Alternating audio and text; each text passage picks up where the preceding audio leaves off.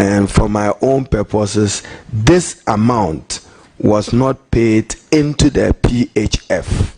So this 100 million, the constitution requires that it's public money. The fact that you are getting it from oil revenue, it says that pay it into the consolidated fund.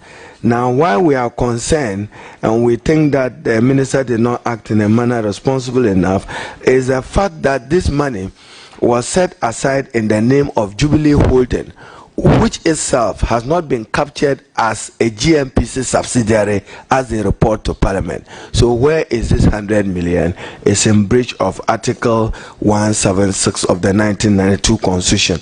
Chairman, further there, and we... Wait a minute, clarify this. That money, how many millions? 100 million US dollars. 100 million. What are you saying specifically? Not paid into the Petroleum Holding Fund. Not that it cannot be accounted for, but that it wasn't paid into the... Chairman, it is to be accounted for in the Petroleum Holding Fund and into the consolidated fund. Mr. Minority Leader, I'll be grateful if you listen to my questions. You are not saying that it can't be accounted for. You are saying that... Those are your words. I'm quoting PIAC as saying that this money was not paid into the Petroleum Holding Fund. Which are my words? You said those are my words. Which are my words? You said it cannot be accounted or something. No, I'm asking you. I mean, is it a fact that the point you are making is that it is not accounted for altogether, or it is not being paid into a specific account? PIAC is making an observation, not my observation. Yeah, PIAC is making an observation. And their observation is that this amount was not paid into the Petroleum Holding Fund. That holds it in breach of the Petroleum Revenue Management Act, Act 815. I understand. Well, I'm asking this question because I thought we all know that GMPC has something to do with this matter. That's why I was wondering if it was the case that the money cannot be accounted for or it will be made into some other account. Yeah, Honorable Katie, I'm on the co-chair. If you look at item 3 very critically, the ground stated therein is illegal payment of oil revenues into offshore accounts in flagrant violation of Article 176 of the Constitution. But you see, and the honourable member, Harun is a very intelligent man. You yes, know, I thought I you could answer this question for himself. I do know. I do know that. The chairman helping him? Yes, because you have asked a question, and I want I want to bring us back to the issue that is before the committee, which is the violation. It is not about accountability. It is about a violation, because a minister has a constitutional obligation to pay the money either into the consolidated fund, as the case may be, or in a fund created under statute specifically for that money. And in this case, is a petroleum holding, this fund. And the minister did not comply with the Constitution and the statutory obligation imposed upon him. That is what is on the floor before this committee.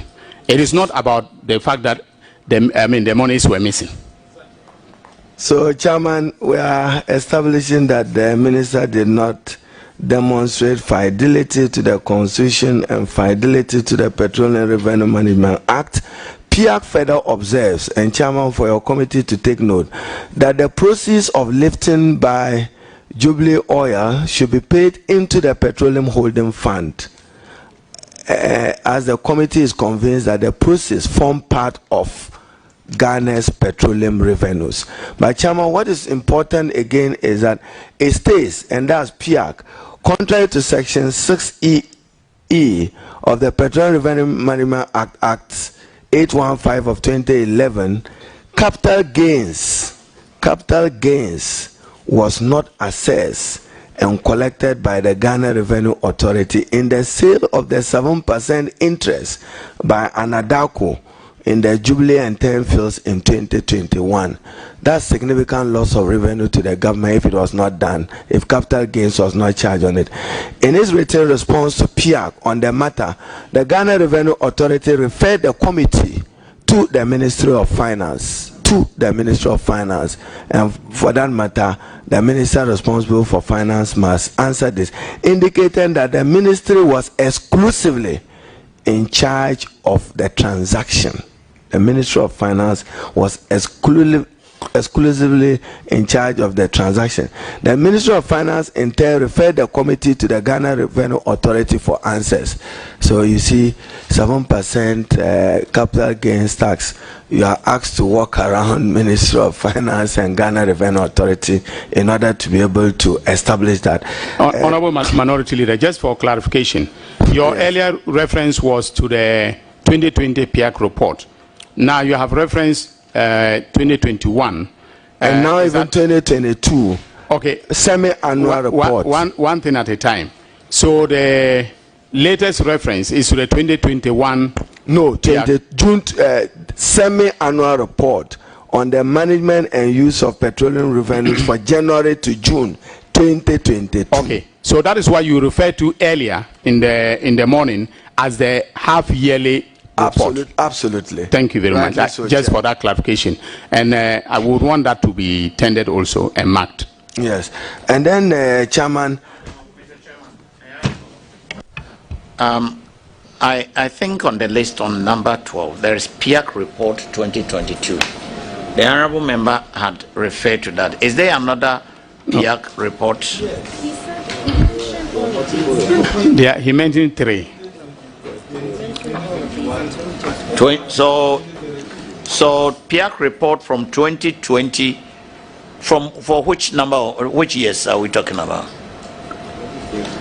No, on the list provided by the proponents, we have the PIAC reports for 2020, 2021, and the half-year report for 2022.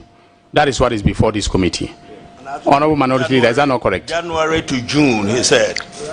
On the report, he just said. Well, that's a different one. That's a different one. Rightly so, Chair. Very well, then you can proceed. Yes, and Chairman, so I will lead further evidence. Again, if you observe statutory mandatory obligations of the Minister for Finance, payments into National Health Insurance Fund, the District Assembly Common Fund, the Ghana Education Trust Fund, the Constitution is specific that when these monies are paid, you pay them into those funds.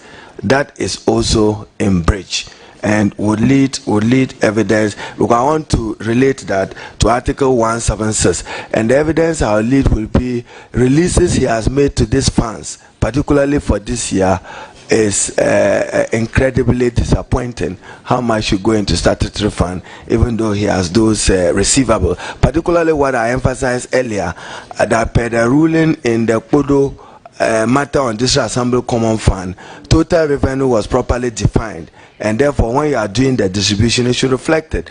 Chairman, I intend now just to submit for your purpose Office of the President letter, seed money for the National Cathedral of Ghana, just to tender in evidence. Wait a minute. I keep saying that you are confusing us. What are we doing now? Are we doing the oil money, or we're doing cathedral, or we're doing which one? Illegal payments or non-payments? Yes, Arun, go on. I've done that of the petroleum, the PIAC report. You finished with it? I've finished with that. Not the PIAC but report. I should have tendered some letter from the Office of the President in evidence on the cathedral. So I wanted your authority to tender it in. There was some payment of 25 it would be appreciated that the Minister of Finance could release an amount of $25 million as seed money to the National Cathedral. And then Chairman will tender in evidence, if you recall, the Hansard of 28 November 2018. Haruna Idrisu, no, that's not what I'm interested in. I'm sure the Honorable, our colleagues raised it to know the cost of running the Secretariat. This was raised. Is attributed to even you, Chairman, Dr. Ayeni. You go to the Hansard of 28 November 2018, you had brilliantly raised the issue, and I quote, Mr. Speaker, I would want to raise a critical issue of accountability that arose in the course of the presentation of the budget statement. Then you go further, Honorable Ayeni, Mr. Speaker, another critical question is, what is the cost of running the Secretariat for the entire duration of the construction of the National Cathedral?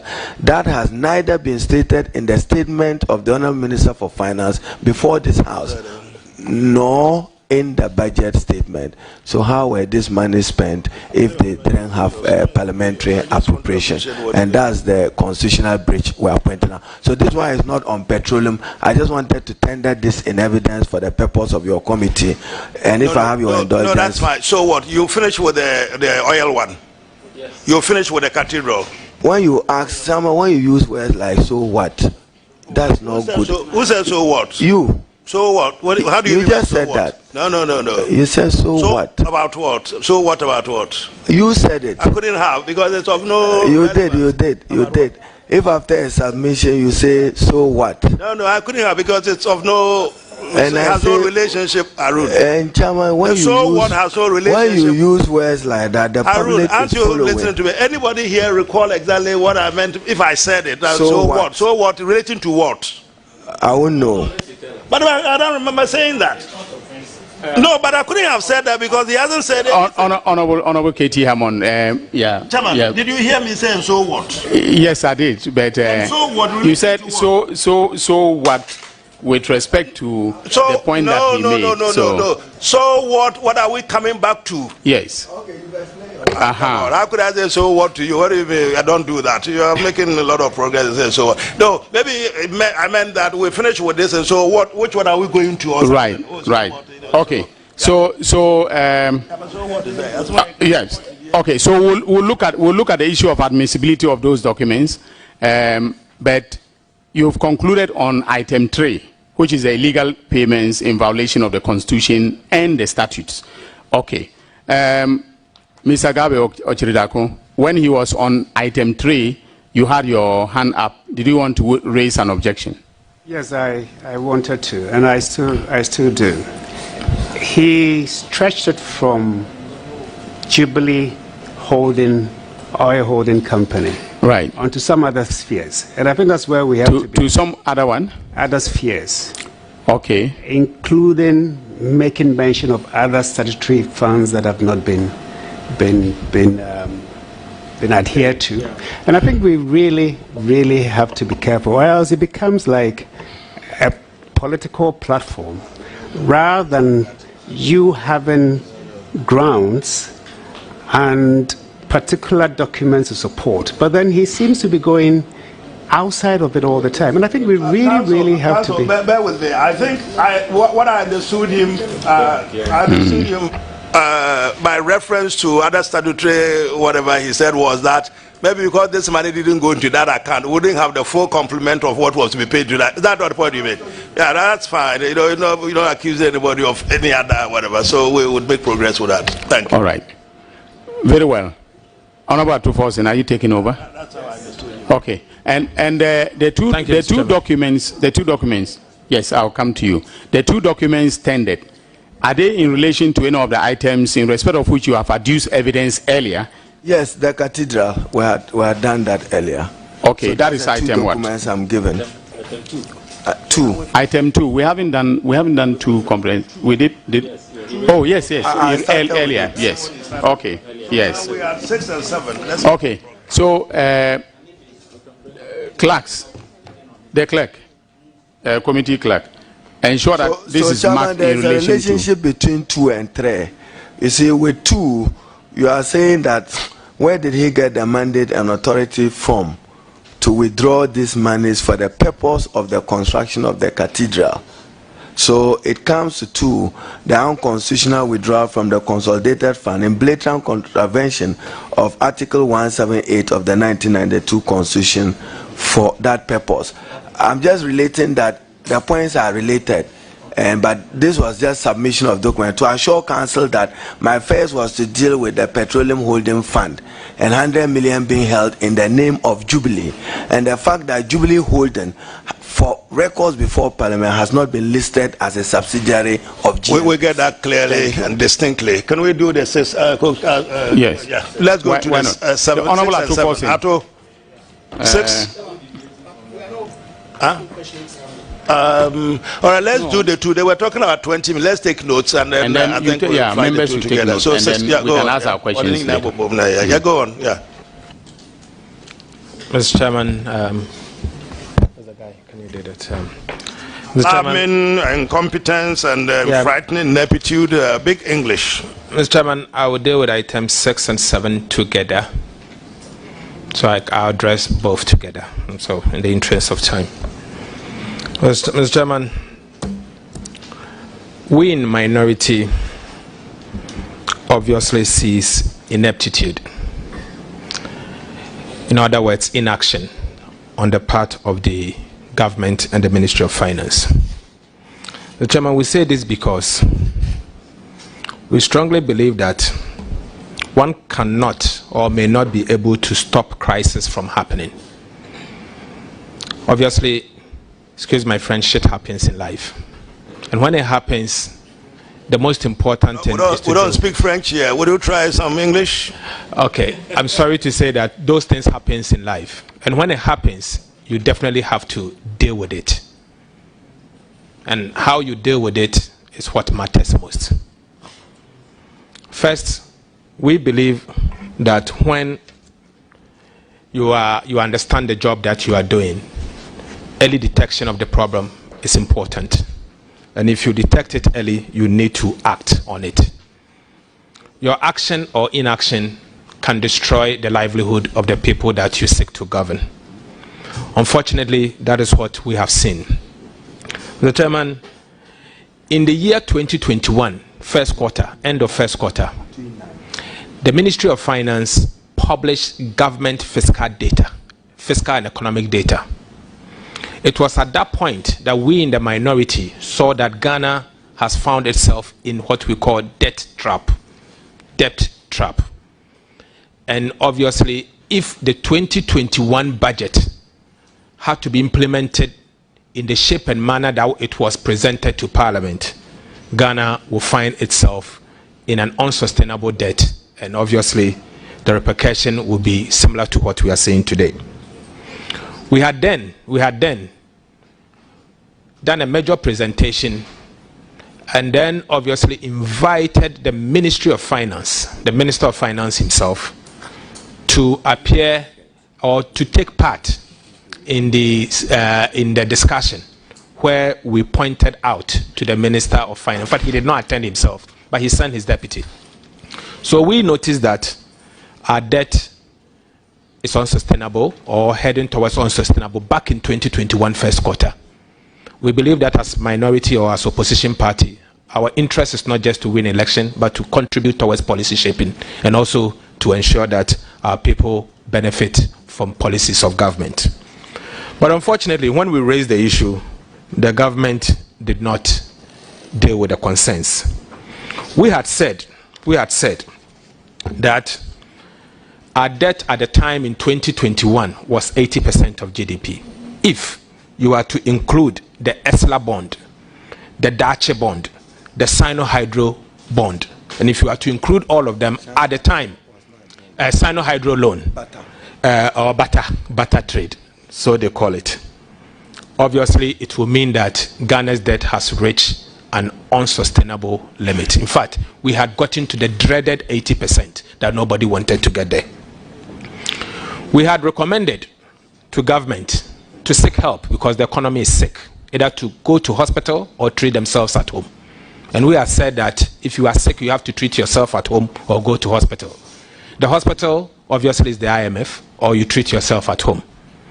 And we had warned that if you fail to go to the IMF or treat yourself at home, you end up going to the IMF in an ambulance. Today, we are in IMF in an ambulance. Unfortunately, the government did not listen to us. We think that is ineptitude on the part of the government because all what is going on was avoidable.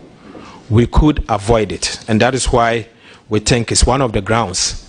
So, Chairman, this is a table from the Goldman Sachs, and it speaks volume. It speaks volume. Because, Mr. Chairman, if you look at this table as I presented, and you notice when you were at 80% in 2021, all what Ghana could have done is to do a positive primary balance at 0.0. Don't add to the debt, and in the end, you would have stayed at 0.0. You would have stayed at 80%. Or in other words, you do a primary surplus of 2.7% of GDP, and that will mean that you will decline from the 80% to the 70% within 1 year. Unfortunately, the government decided to go on overdrive, and obviously increase the budget deficit and run this economy into a ditch. Today, the IMF, the World Bank has projected that Ghana's debt will be 105% of GDP. In fact, to be specific, 104.7% of GDP. This means that the fiscal regime, if you are going to move to 70% over 4 years, you have to do a primary surplus of 9.4% of GDP. Mr. Chairman, I'm sorry to say that looking at the current situation that we find ourselves in, a consolidation of 9.4% of GDP is virtually impossible. Taxes and expenditure cut worth 9.7% of GDP is virtually impossible. For 4 good years, I mean, we will not even end up not having a country to run if we are to go this path. So what has happened for us is ineptitude or lack of action on the part of the government. We feel that all this could have been remedied if they had taken action at the right time. When we made the issue, our minister's concern was, we are not going to IMF. We won't go to IMF. And the Deputy Minister, Honorable John Kuma, had come to Parliament to say, whatever you do today, tomorrow, the next day, tomorrow morning, next evening, we are not going to IMF. And then 1 week later, we are where we are in IMF. So, Chairman, my major concern is, all what we are going through could have been avoided. As I said, crisis may happen, but how you deal with it when you see it is what matters most. So what we are seeing here is self-inflicted, and this could have been avoided. Chairman, on the other point relating to gross mismanagement of the Ghanaian economy, which has occasioned untold and unprecedented hardship. Chairman, the truth is, the capital market gave Ghana the benefit of the doubt until 2022, until when the 2022 budget was read. And you agree with me that all this deterioration happened from January to date. And the economy has deteriorated in a manner that you cannot even see it, all within 10 months, for a reason. Chairman, I say this because on the very day that the minister responsible for finance read the 2022 budget in November, that very day, our spreads, the 2032 Ghana bond, in fact, went down by 530 basis points. That very day. Because investors had noticed that Ghana is not committed to fiscal consolidation. And most of the assumptions in the budget were not possible. That obviously triggered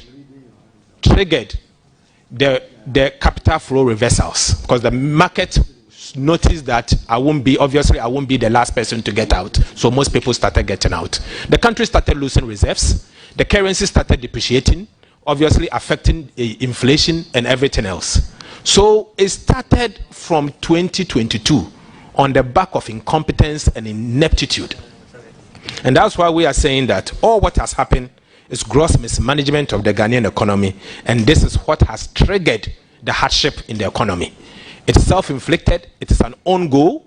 This could have been avoided. They scored themselves an own goal, and obviously the ordinary person has to benefit from what has gone on over the years. So this is our consensus. You appear very clear in your mind that it's all on the back of incompetence. You don't give any room to the back of COVID, no room to the back of the war going on, no room to the other crisis, the other external factors that are impinging very negatively on the economy of Ghana. No room for those things?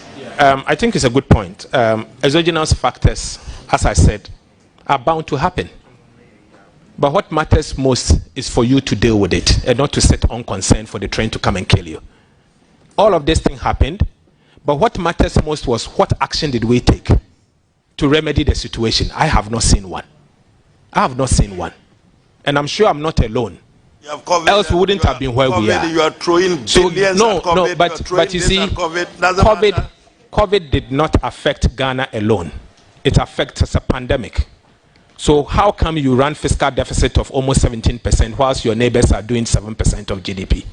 Is it because of elections? Is it the question that's the difference between what happened in Ghana in 2022 and what happened in Ivory Coast in 2022? So clearly that's the issue. The ESLA payments, the what do you call it, take or pay payments for the electricity companies and all those things, they don't matter, they don't factor in all of Honorable Katie, yes. You see what I have on the table, on the board, the starting debt stock. When you have your debt stock at 80% and you've put in yourself in a debt trap and there's a possibility that you are going to crack. Let me land. What you have to do is on the board. No, you don't get it worse. No, let's disentangle ourselves from the language you use. You're getting yourself entrapped in that. You are forgetting that I'm getting myself trapped because I have some commitments that I have to settle, some debts created by some other system which Katie, I have to settle. Isn't that? Honestly speaking, government could have avoided this because all what they could do is to cut some expenditures. In fact, cutting the size of government alone could have done this. If you had cut the size of government and reduce the Office of Government Machinery budget alone, as we speak, the staff level at the Office of Government Machinery is unprecedented. It's unprecedented. We have all of this comes to Parliament every year, and the staff level there, you could cut it. Remember, majority of them there, of those guys at the Office of the President are under Article 71. Majority of them are under Article 71. They are more than Parliament. They have created another Parliament at the Flagstaff House.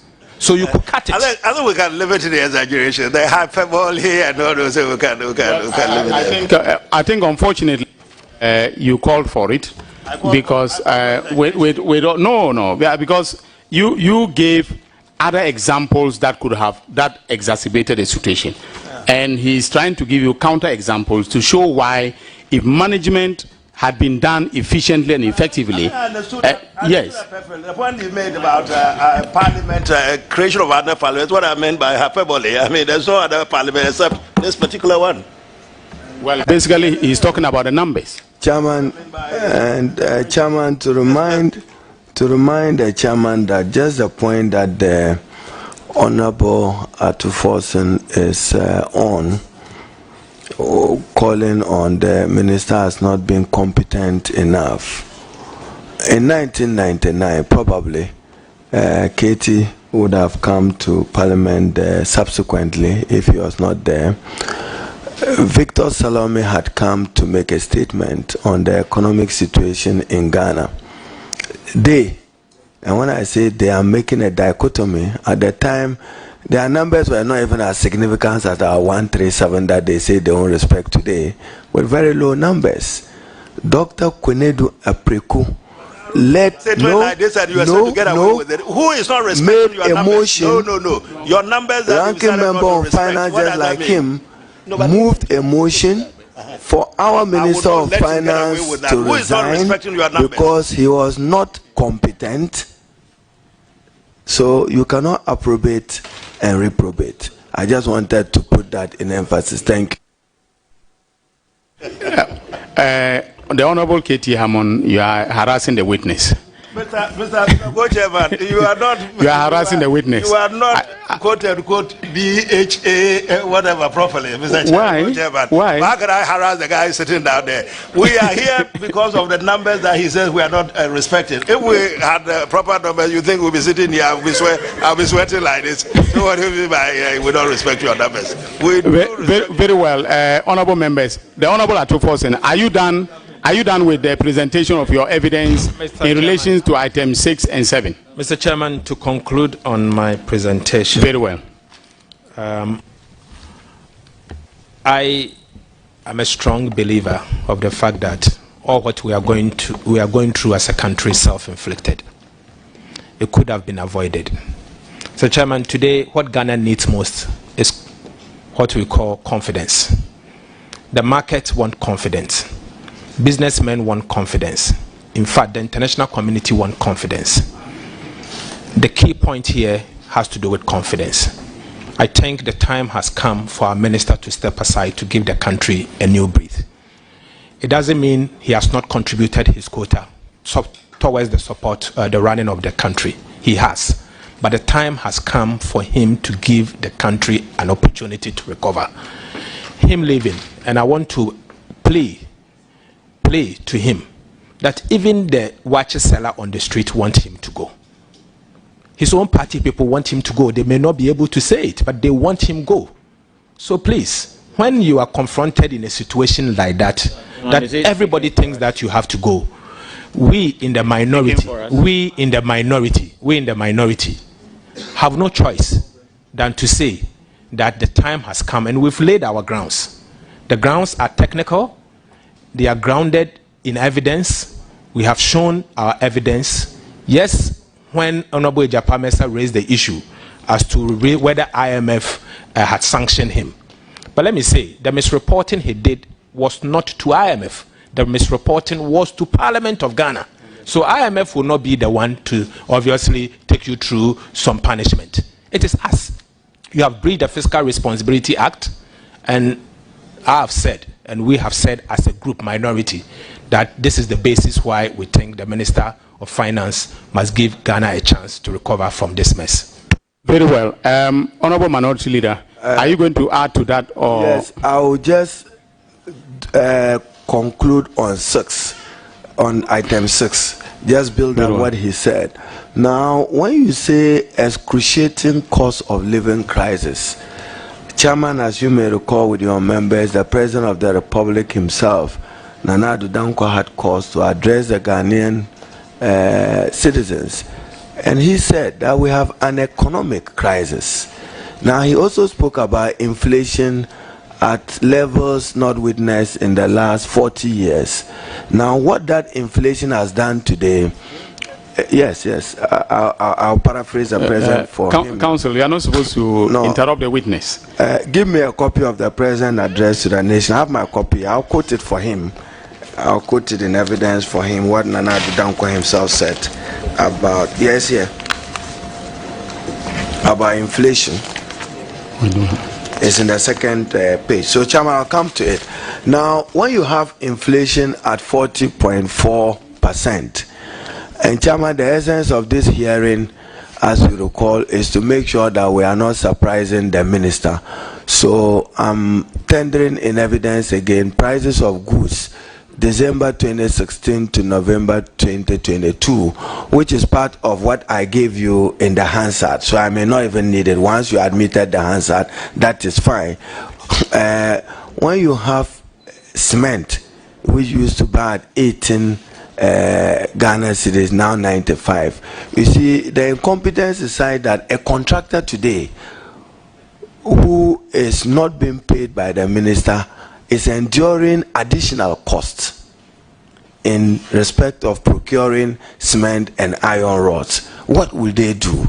So that cost will also come at a cost to government, and we even fear that many projects may be uncompleted, because at the time that you awarded the contracts, you use the market value of these essential commodities like cement, like let me refer to iron rod, which was around 180 Ghana cedis, now 780, and now petrol, which was at 14 cedis, now 80 Ghana cedis, diesel, which was 14, almost around 100, and even weedicide. So there is a cost of living crisis in Ghana, exacerbated by an uncontrolled inflation.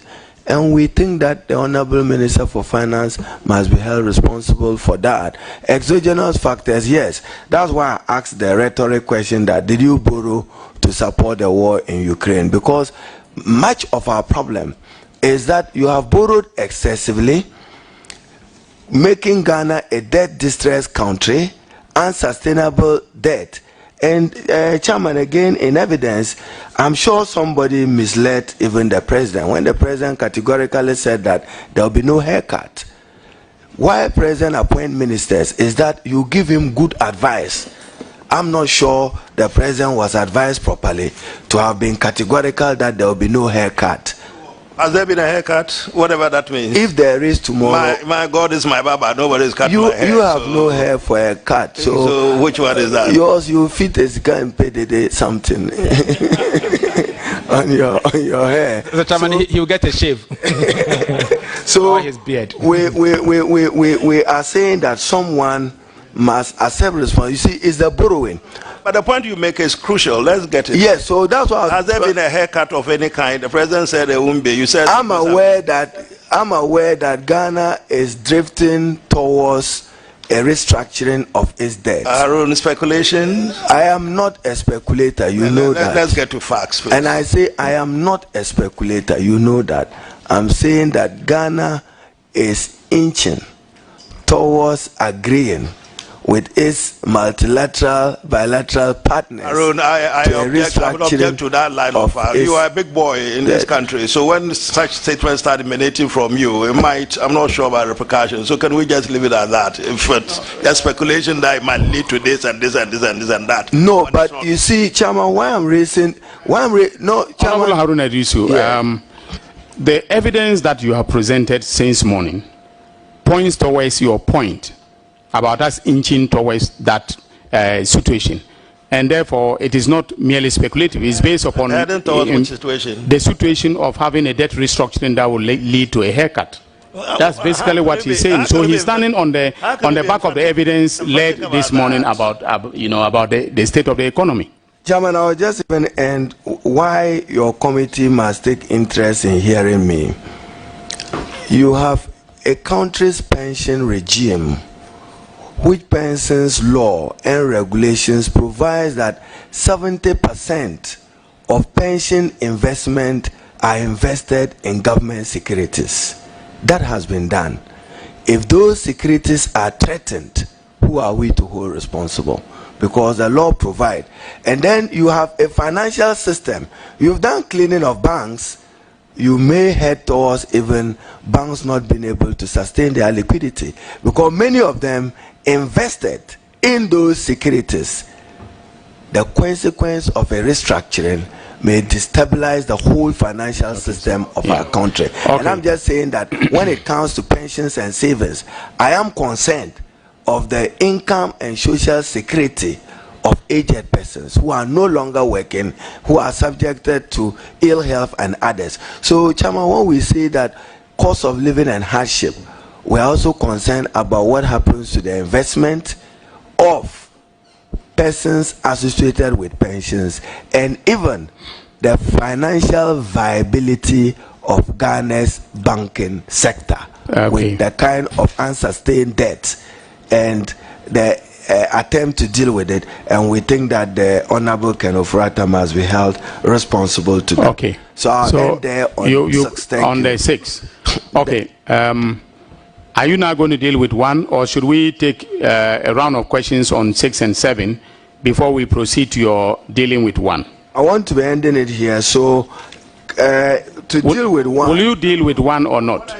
I'll deal with 1, but I want to refer you to Article 103 of the Constitution before I deal as with a preliminary matter to 1. Yeah. In addition to something. Because with 1, I'm going to lead evidence on Data Bank and on Black Star, and in an answer which was answered 22nd June 2022 Hansard, when the Honorable Teresa Ladi Awuni, a member for Okai-Kwei North, asked the Minister for Finance how much was raised in total from government bonds since 2017, and then the answers that were given, which cumulatively gave us a figure that between that period, Barclays Bank Ghana, that's not my interest, Data Bank, Fidelity Bank, Data Bank and some earned from it, and which is the question of the conflict of interest and Black Star line. So we'll tender that in evidence. But may I refer you to Article 103 of the Constitution and probably end it there. And Chairman, is for your committee to take interest that conflict of interest. Our Constitution abhors it, and in 103 it provides that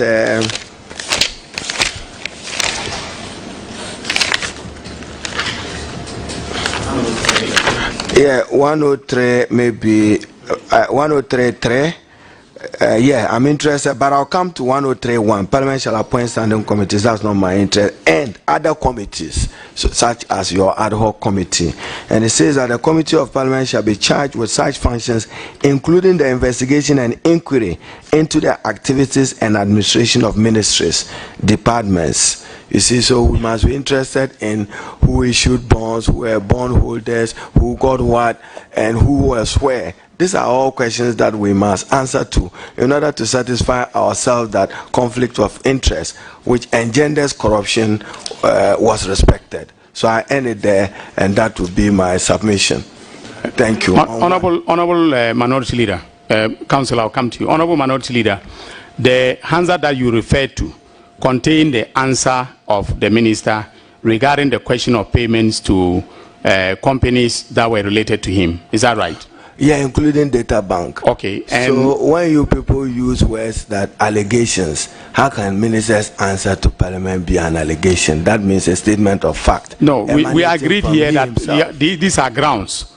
They are grounds of your motion. So have you tendered the Hansard in question in evidence? With your indulgence, I'll do so. Well, it's a matter of record before the House. But you are making reference to it for purposes of our evaluation of the evidence you are leading. So that's why. Okay. Now, but before that, I was asking my colleague here about what you were attempting to do, because at one point we thought you were going back to the 6th and then you were referring to that. So I think we lost some concentration on that one. So what is the answer that you said has been preferred in what document which relates to your one? Because I think we should show some interest in the one. What is the answer that... yeah. No, he hasn't finished. We'll go, no, let him go. Honorable Minority Leader. The one... the lawyer wants to come in. If you read the Hansard, I think that some 159 million may have accrued to data bank cumulatively between 2017 to 2021. You're reading from that what from we're where? Hearing. That's, a parliamentary Hansard. I'll tender it in evidence for you. Yes, it was the minister answering a question from Teresa Ladi Awuni, which was 22nd June 2022. Thank you. We'll let you talk. The date, 20 what? 22nd, 2020. Give to him. 22. He will bring it to you. June 22nd. You are exasperated. So June 22nd. Okay, go on, Sammy, go on. No, I was just going to make the point about the date for the Hansard. Yeah. Just for our records. It's June 22nd, 2022. Just for our records. Yes, Mr. Gabi Ochiridako, Esquire. Mr. Chairman, we wish to raise a serious objection to the first allegation. The first ground. Well, ground allegation, yeah. Regarding conflict of interest. Even before I say that, I think it's important to make the point that the Minister of Finance is perfectly capable and willing to answer questions based on the allegation of conflict of interest. And indeed, he has done so before, in a sense that way back in 2017, I believe, a member of the NDC, Broja Jemfi, took a matter to the Shraj Commission to Shraj specifically about conflict of interest to do with bonds. And his role, may I?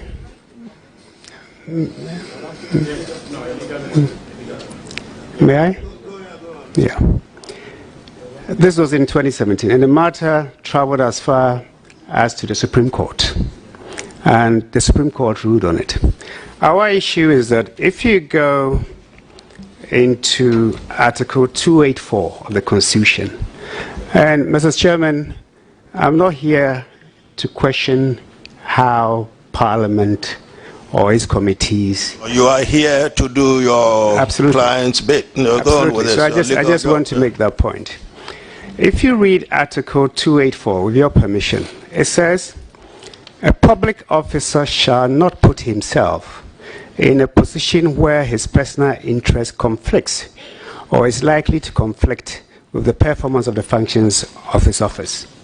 Now, if you combine that with Article 287, and if I may read, it says, an allegation that a public officer has contravened or has not complied with a provision of this chapter shall be made to the Commissioner for Human Rights and Administrative Justice, SHRAJ.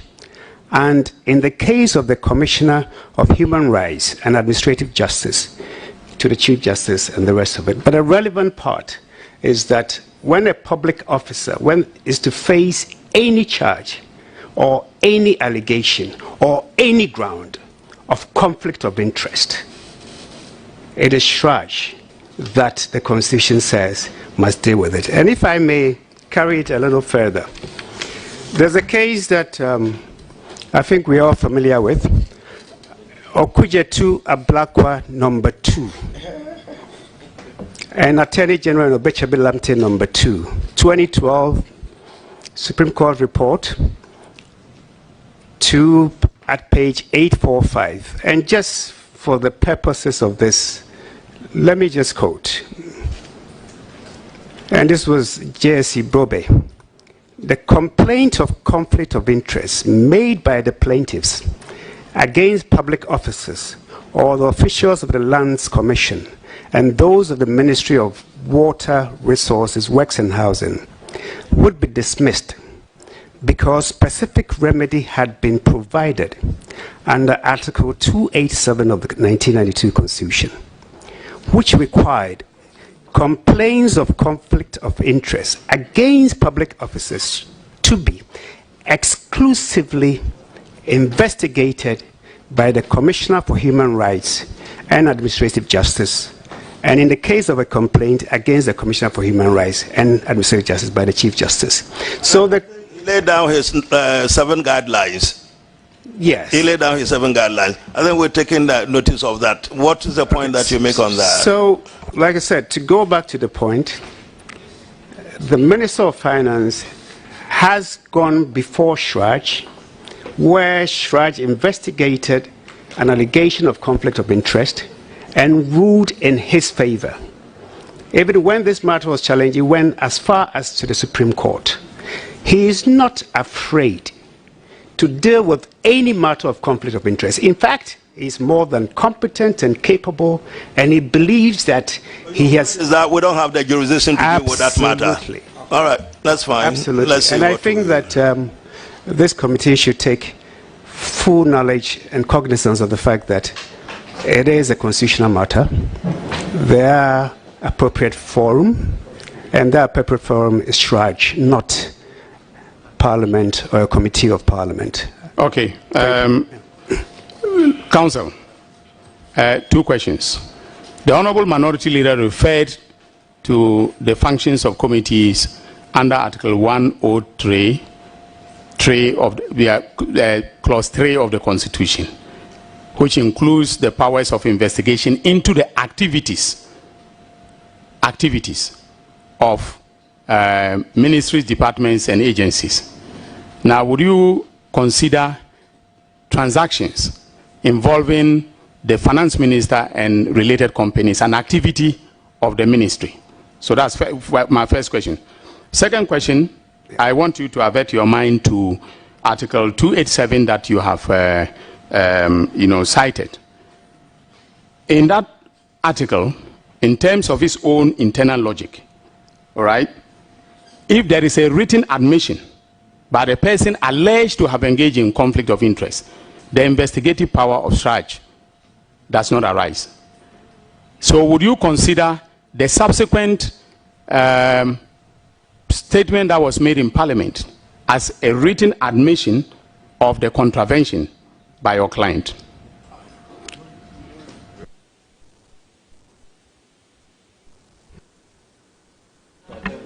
Mr. Chairman. Mr. Chairman. Mr. Chairman. Mr. Chairman. That's Mr. Chairman.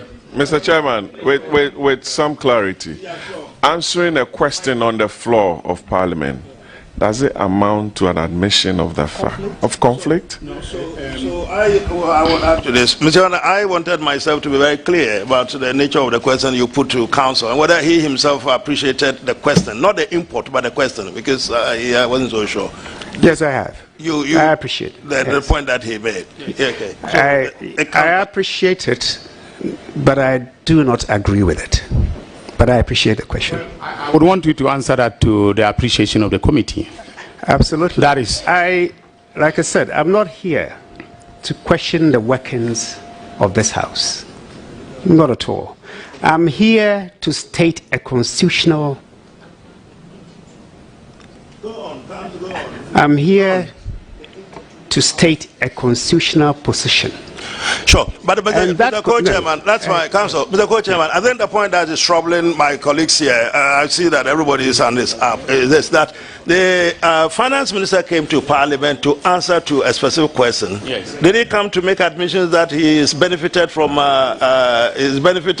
unlawfully, illegally from a position Chairman, of conflict? nobody used the word unlawfully or illegally. I have decided to introduce that. Yes, so those are your words. Conflict. We are saying that. I haven't attributed those words to you. Yes, so conduct may be.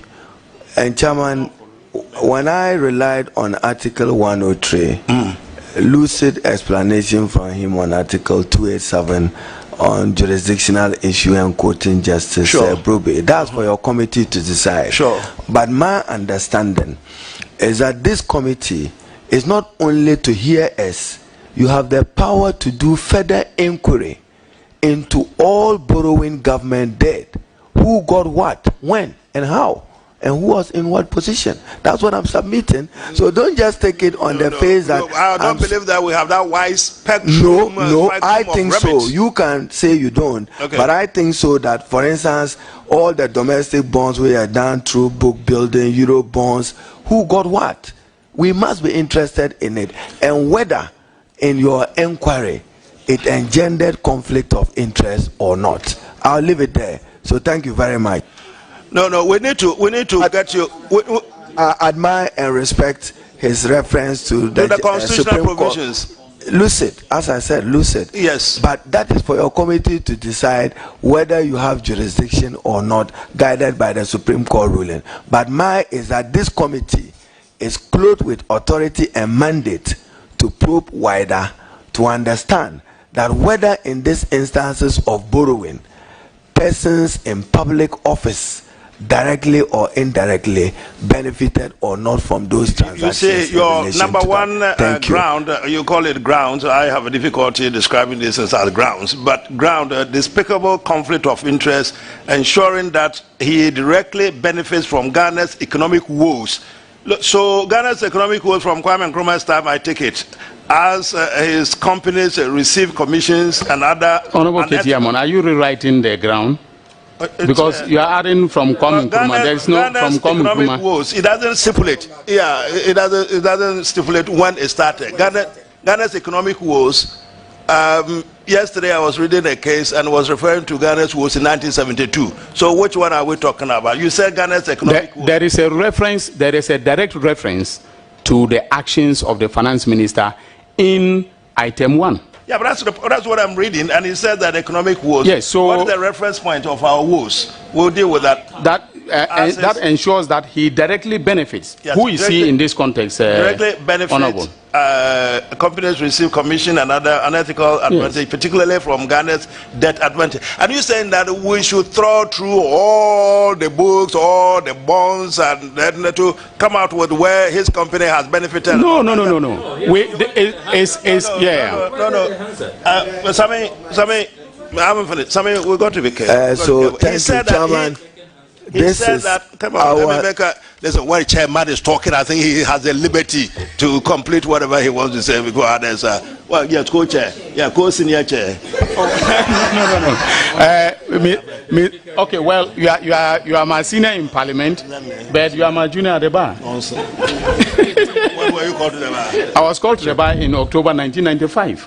And you call yourself a senior? I was called to the Bar of England and Wales in November 1991. Well, an English lawyer has no license to practice in Ghana. Listen to him. I was exempted from the whatever bar here and granted my exemption to practice at the bar of Ghana. What are you talking about? When were you called to the bar of Ghana? And even that, he said 1991, 1996? 1995. What you said 1995? I was granted exemptions in Ghana in 1997.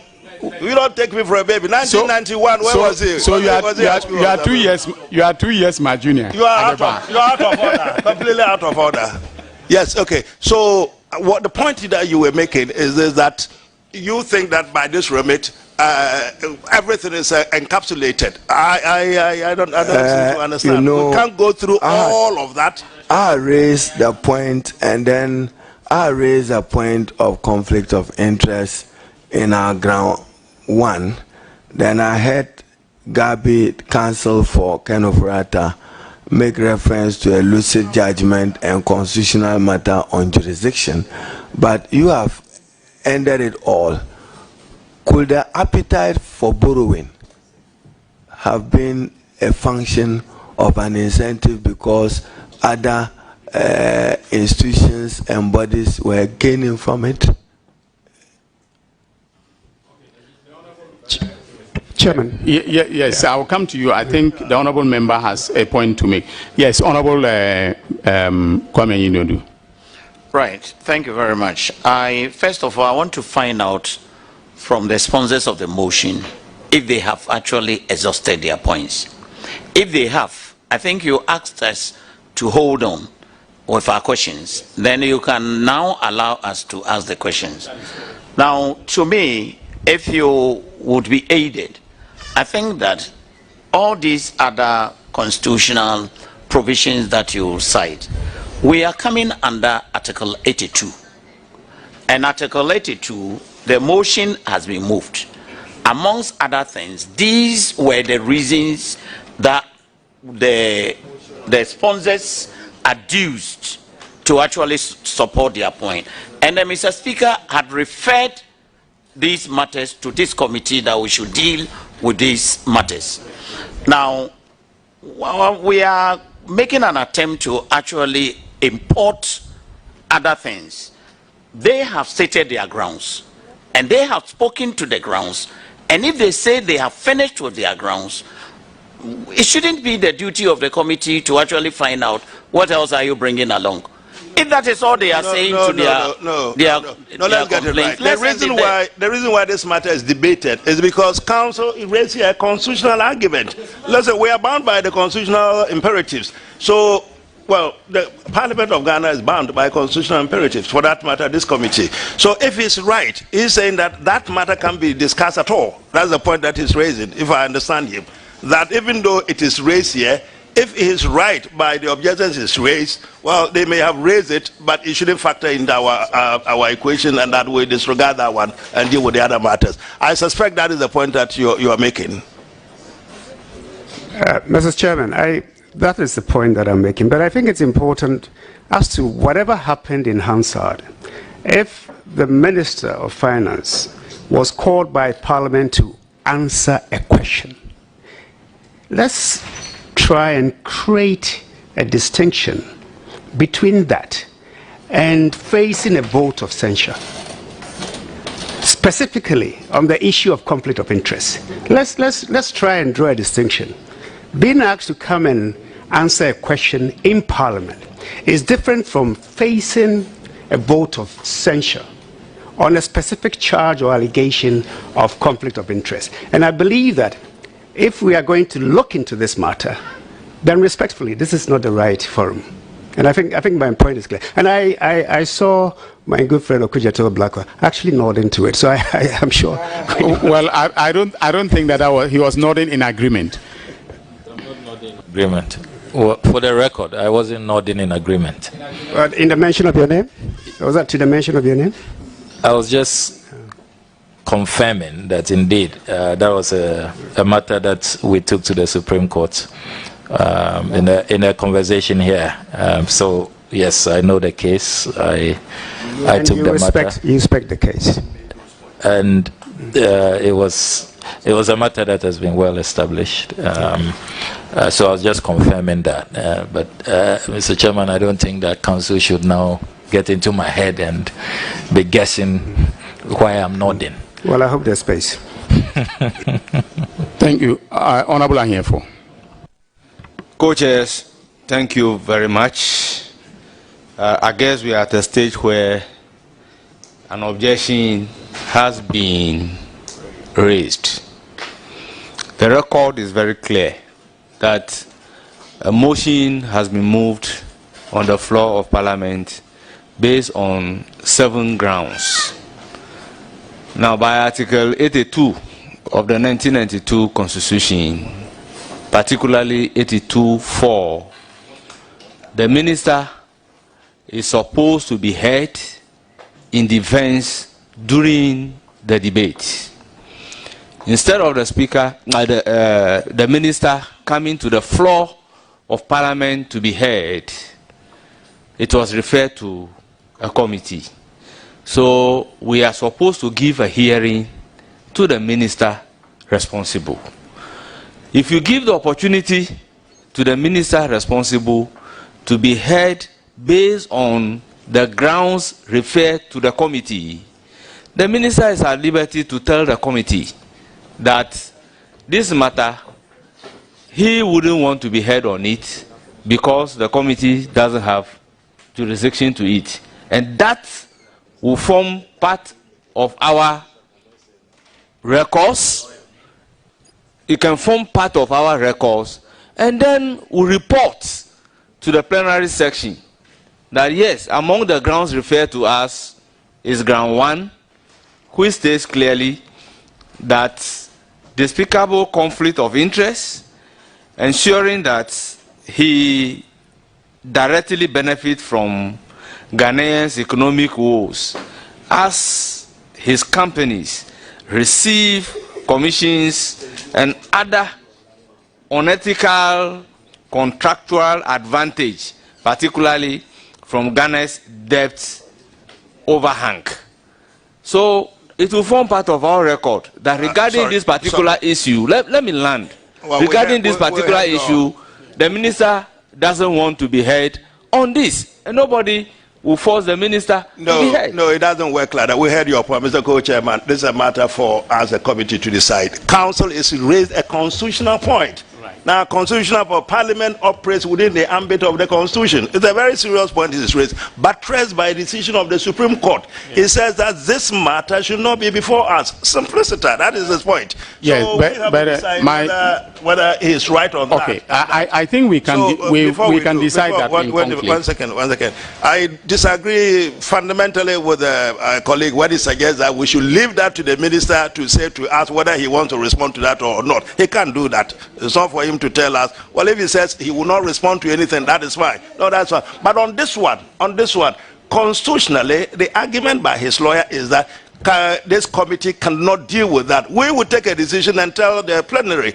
that by our decision and our understanding of the Constitution, it should not be a matter before us. Because the Constitution has made it pretty clear that when it comes to it, then supported by the decision of the Supreme Court, no, what do you think we are doing here? No, listen, let's get something right. We are guided. You keep saying that we are a house of records and a house of whatever. Part of the records is the Constitution. Yes. The supreme law of this whole country. But so if you say you know, why do you then suggest that if it is against what we are doing, we should be doing it? Honorable Co-Chair, I think it's a matter that we as a committee will take a decision on. But I want to make it clear that under Article 82(4) of the Constitution, the minister is supposed to be heard, in Parliament to be heard in his defense on unconstitutional matters. Honorable K.T. Hammond, please allow me to learn. So he's supposed to be allowed to be heard during the debate. That is the language of the Constitution. Now, this committee is an extension of Parliament. And because it's an extension of Parliament, to say that the matter of conflict of interest cannot be raised here is to say that Parliament can never raise that issue on the floor. That argument would be clearly unconstitutional. in and of itself, that argument will be clearly unconstitutional, that Parliament will not be allowed to debate the issue of conflict of interest. And that is why I wanted to direct your attention to the answer provided by the minister himself. That answer related to payments that were received by his companies whilst he was, in his capacity as finance minister. And he made statements in Parliament admitting that 159 million. We haven't seen that document. They had received payments, totaling 159 million. That document, which the Hansard thing, let's all have a good read at it. So that is a matter of record before Parliament, and it's a matter of record before this committee. Chairman, with respect, I hear the co-chair make the point that the finance minister, in answering the question, admitted that some funds had been paid to the company in which it had an interest. Does that, under any stretch of the imagination, amount to he admitting that that was conflict of interest? I don't think so. Well, I don't even need to use my imagination. No, but of course, that's not what the that is a matter of fact. Okay, no, it's not. It's a factual record before Parliament. Please, with all due respect, that is a factual record before Parliament. With respect. Were the payments made to Data Bank or not? But the fact that were the payments made, honorable member, please. Data Bank receives payments. You are challenging my authority, please. They are under a conflict of interest. That's the point that I'm making. He's trying to appreciate. He's it not does challenging not your authority. mean that at all. With respect, I am myself trying to understand what Aruna referred to. Arun, this is what answer to a question raised by Teresa Ladi, and asking how much was paid to the minister himself in breach of his ministerial functions, or what? What does it mean? Chairman, I'm not a member of the committee. I'm only appearing before the committee. Well, you raise a matter, we're trying to deal with you, and now you are saying that you are not a member. And he has raised an objection. It's for your committee to take a decision on it. Well, we would, but try and help to the extent that you can. You've introduced some fire in here. We're trying to extinguish it, and now you are trying to opt out. You can't. Stay in there. Let's deal with it. Yes.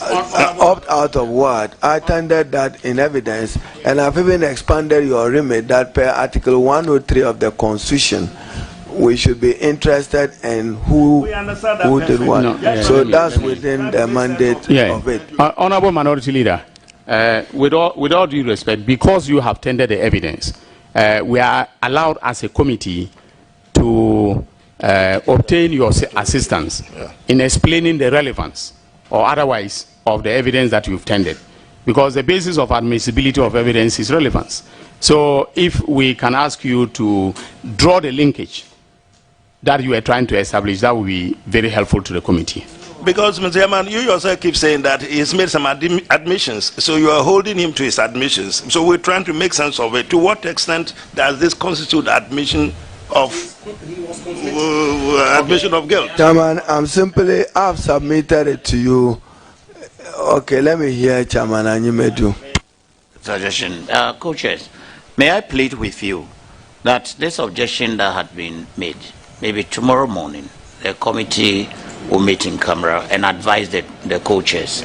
Then we can proceed and ask the questions since they have already finished with their submission. I agree with your indulgence. Okay, that's a very helpful suggestion.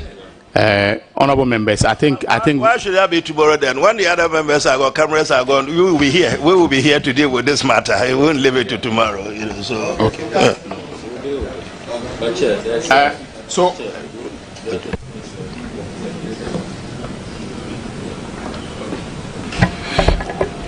Can we listen to them? Yes.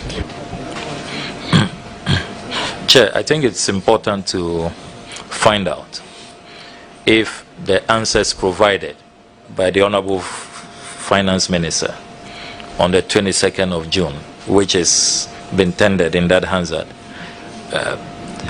are they in any way distancing themselves? Do they have any reservation? Are they standing by it? Yes, because the question was very clear. Because we must know that's a record of the House. Yes, sir. Counsel, have you had the occasion to read what is it that is in question that we are struggling with? I have not. Would you want to take the necessary 2 minutes to read it?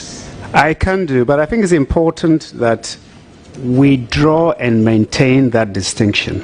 And your point entirely. Yes. My case is a different one. I'm happy to read it. Yeah. But we should understand that he was not facing a vote of censure. I understand that. And he was not facing an allegation of conflict of interest, which will lead to a decision being taken.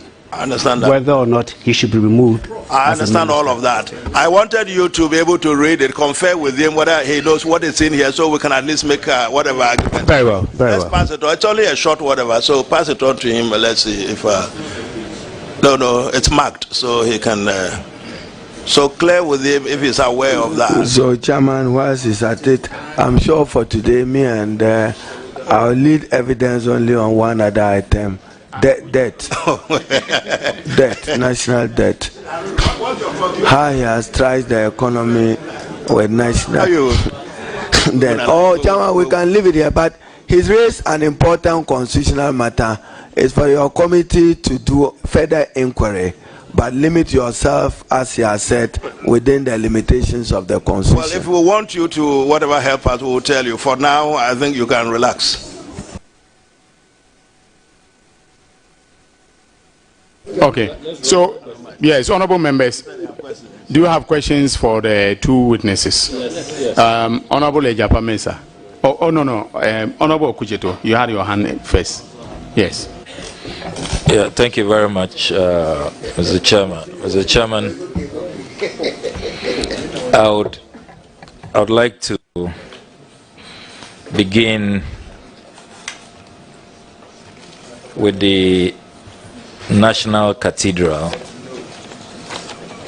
or is it the President's Cathedral, whatever it is. And this is for the Honorable Leader. Honorable Leader, do you have an idea by the records available in this House how much exactly the total cost of the National Cathedral is? Because I have all of these publications here. Finance Minister said 14 November 2019, $100 million. Secretary to the Board of Trustees says $200 million by 1st August 2021.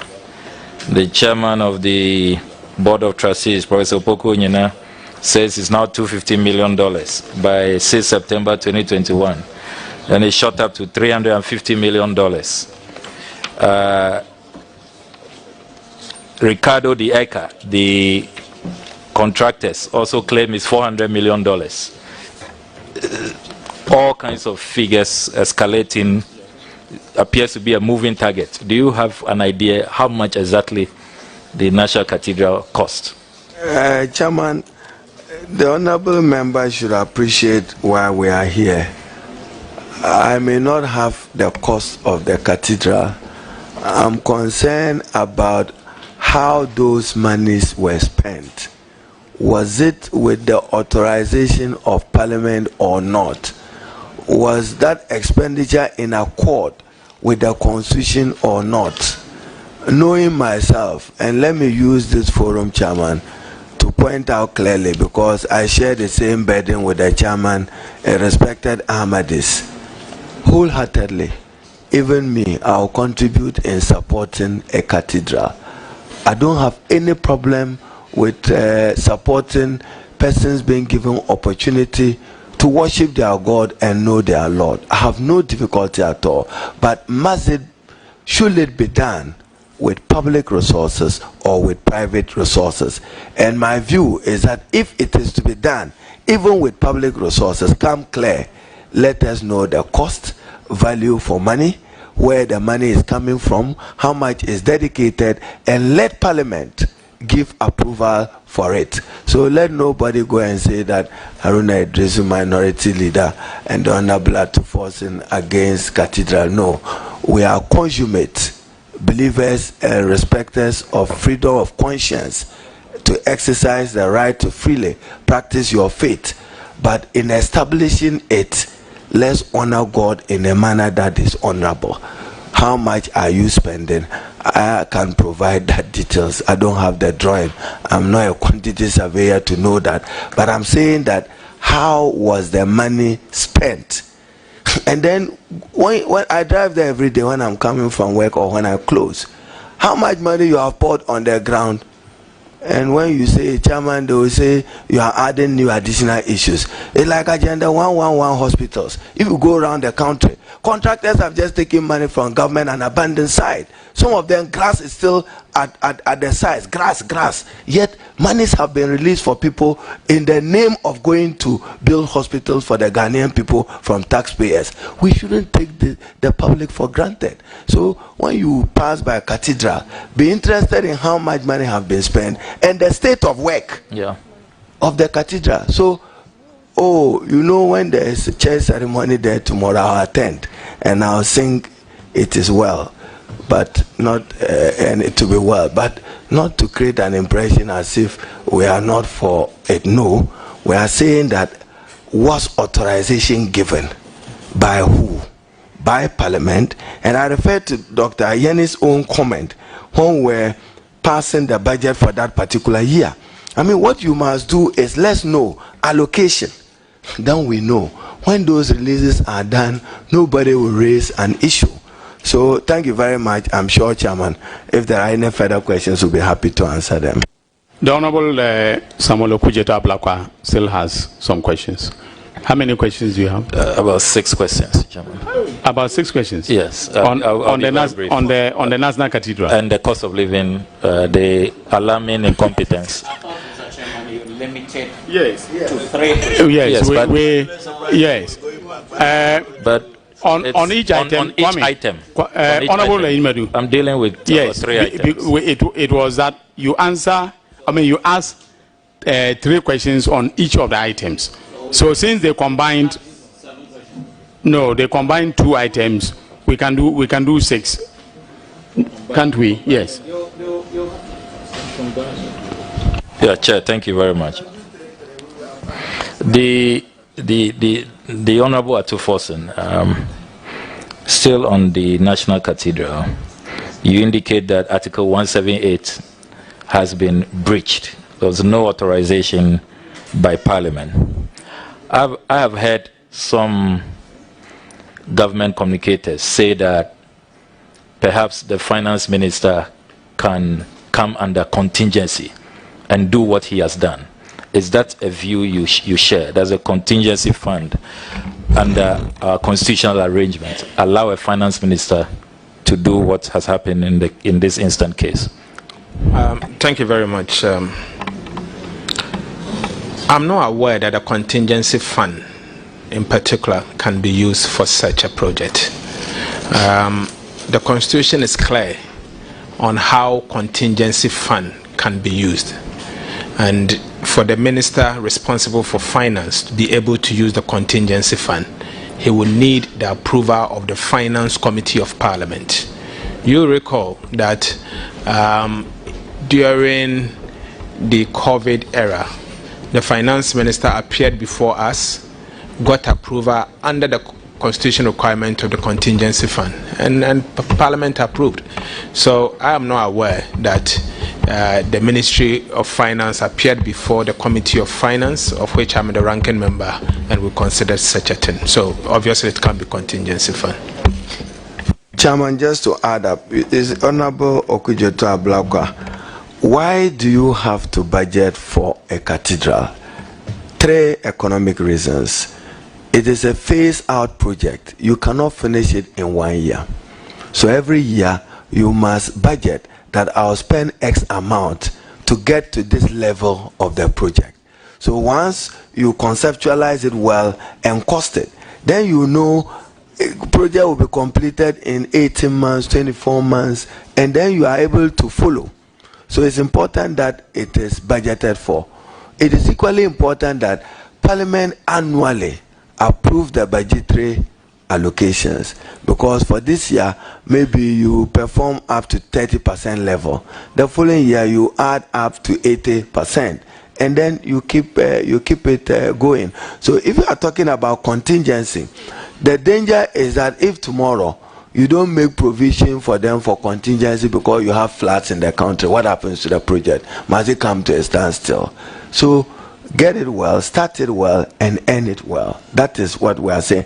Our concern is the Parliament of Ghana, which exercises oversight over the public purse. Did you warrant approval of allocation of money for the cathedral? And if you did, we then ask you what is the cost of the cathedral. So the question you are asking me, in allocating budget, you must know how much it will cost you in doing so. Thank you. And then, Sami, if the Ministry of Finance use the contingency van or whatever votes they use, it will show on the warrant where they are picking the money from. So if you have the warrant, you can track it and you'll be able to see. The specific warrant will show you where they are picking the votes from. Is it my understanding that you are also concerned about all the fiscal exposure, the burden that has accrued to the taxpayer? Judges' bungalows demolished, they have to be replaced, extra cost. Judicial Training Institute demolished, they have to be replaced. Private institutions like COMSIS, the IT firm, demolished, they are entitled to compensation. Another company called Waterstone Realty. And indeed, I have the Waterstone Realty High Court case here where there's a looming judgment debt in excess of $50 million. Are you concerned about all of these attendant costs that have come about because of the recklessness of the finance minister in this particular case? Mr. They know that the finance minister is becoming a demolisher, so it's going about demolishing buildings and creating. Mr. Chairman, finance minister. It is for this reason. It is for this reason why it was prudent on the part of the government and the finance minister to have come clean for us to know the total cost for the construction of the cathedral. Unfortunately, as we speak, no one, and I mean no one, we, the members of parliament, with the power of the purse, we do not have any knowledge on the cost of the cathedral. To compute the total cost of the cathedral, it is not only the build cost, sometimes you have to even value the land and the build back, and obviously other things you have to do so that we know the exact cost of the cathedral. And the need to prioritize it, whether it is priority of priority as said by the president or not, and to seek the approval of parliament. Clearly, the power of the purse is not with the executive, it is with parliament. So it is only parliament that can approve the expenditure of this nature. Unfortunately, I have not cited any kind of expenditure of this magnitude. So it will be very difficult for me to say that this is the total cost of the cathedral. But I'm honestly concerned about the fiscal impact going forward, and obviously the project has started. One way or the other, something must be done with it. Are we going to abandon it, or we are going to spend more money on it as against school feeding, or as against what? At the times of major crisis of this nature, what are we going to do? Are you also concerned about the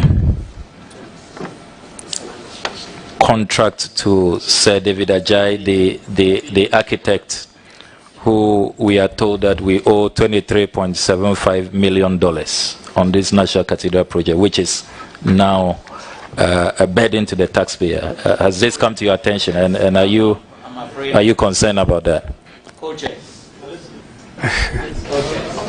I'm afraid I need to actually come in at this time. I was expecting that you would allow some questions and disallow some questions. This attitude of they have actually come out with itemized points 1 to 7. They have spoken to these points. They've made their points.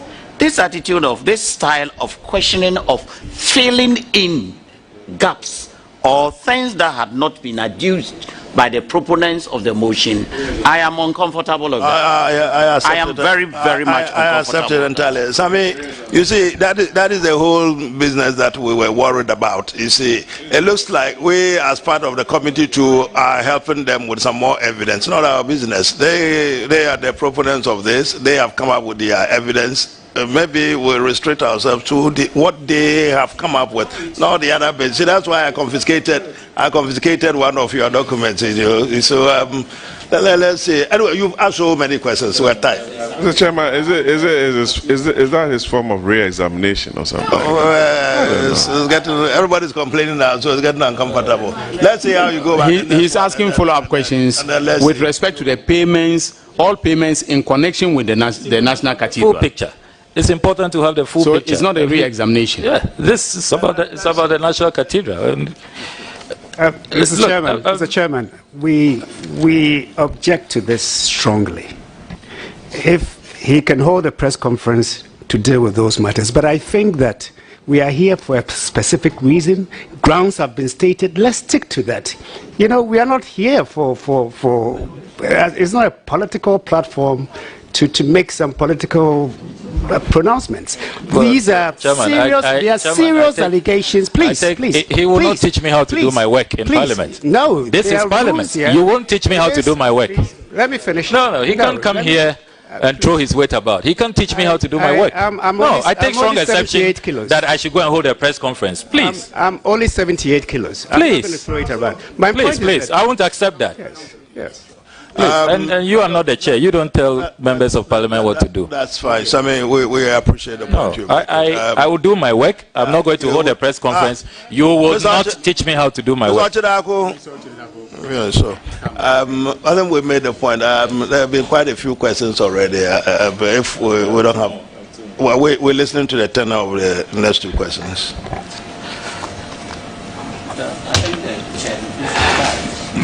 Well, let's hear him first. Mr. Chairman, we haven't heard what he's going to say. Mr. Chairman, I think that those who appear before this committee must be guided. We work with standing orders. And if you go through our standing orders, this committee can decide not to hear strangers. It's very clear. Standing order 2022. Who is the stranger now? No.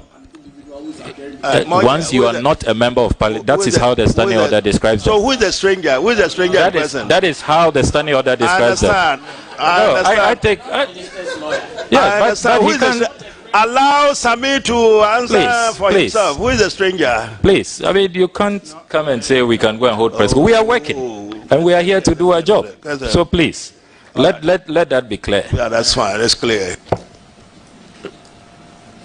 Mr. Chairman, this National Cathedral project, we are discussing fiscal recklessness, which has brought us where we are. There are all manner of incidental costs associated to this project. There's an architect we owe $23,750,000. This is a letter from the office of the president, a contract with this architect. It is all part of the cost. There's a looming judgment debt, in excess of $50 million. These are not matters that I'm conjuring. They are matters that the people of this country expect us to deal with. The point made about the constitutionality of the withdrawals to finance the bid that has already been paid for. I mean, not approved by this House. And I'm asking the proponents if these are matters that have come to their attention and if they are concerned about them. It's a legitimate question. I would have thought that they answered that already. They know all about it. The proponents, they know all about what there is to know, and they've answered. So what is the... Can we go on to the next question if there's any more? Well, thank you, Chairman. I'm glad that our records will reflect these very vital documents and financial exposures to the Ghanaian taxpayer. My next question relates to the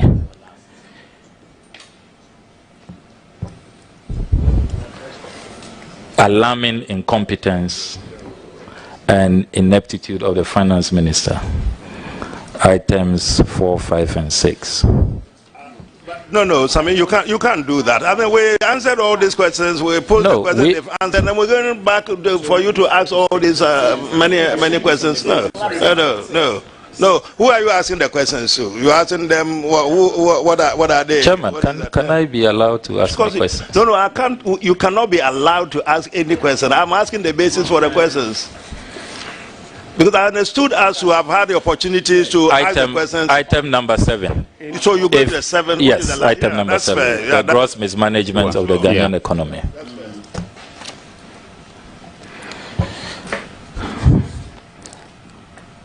The Honorable Ranking Member for the Finance Committee has provided some data. I want to find out from the Ranking Member if he shares the view, and this question relates to our ratings, which have plummeted. The worst ratings this country has ever received at the hands of the rating agencies, Moody's, Fitch, Standard & Poor's. The President appears to suggest that we are being treated unfairly in his speech at the United Nations General Assembly. I want to find out from the Honorable Ranking Member regarding our downgrades. Is that a view he shares? Do you think that Africa is being treated unfairly by these rating agencies, and specifically Ghana? The President presupposes that we all know what the President said. What did the President say? The President, in his address to the United Nations General Assembly, thought that the rating agencies, he was quite categorical, that they have not been fair to African countries. And then he refers to Ghana's downgrade. So I want to find out if that's a view shared by the Ranking Member on the Finance Committee. Mr. Chairman, thank you very much. Mr. Chairman, I personally think that the President is not probably getting the required briefs. I say this for a simple reason that I think the rating agencies were late in the day in the downgrades, because I believe the market started reacting way before the rating agencies started acting. The market, in fact, downgraded us in their view beginning from November 2021 through all the way to the time the rating agencies came on board. I've said publicly that the rating agencies were late in the day. In fact, on the very day that the government wrote to the Africa Union complaining about the ratings, subsequent to that, other rating agencies downgraded Ghana. Last week, I heard Fitch and the head of risk saying that in the coming months they are preparing to downgrade Ghana further to RD. More or less means that default. Mr. Chairman. That for me, Mr. Chairman, I don't share the same view with the IMF. With all due respect, this is not a committee for hearsay. You can't go on a wild goose chase and be speculating. Please. You said a reaction of your colleagues. That you heard. Yeah, so. From where? Where is the record? There's not. I can give you the record if you want. No, you heard where? Let me give you the record. No. You hear. Okay, so don't say you hear. Just tell us what you want to tell us. Mr. Chairman, I will never come to a committee like this, of this structure, and come and obviously speculate. I wouldn't do that. That is not in my DNA. I'm a gentleman, and I would never do that. Mr. Chairman, so let's hear the other way. Mr. Chairman, this is a statement from Fitch on their website. This is a statement that Fitch granted an interview to Bloomberg, and they made that clear statement. I will not conjure it coming from, and they use the word they will be downgraded to RD. You can even Google it on Ghana Web or somewhere else. I'm sure they picked it from there. So they themselves, it's not coming from me. So it's coming. It is coming from Fitch, rating agency that government of Ghana has contracted. We'll have a look. We'll have a look at it and see what it's worth. For what it's worth, yeah, we'll have a look at it.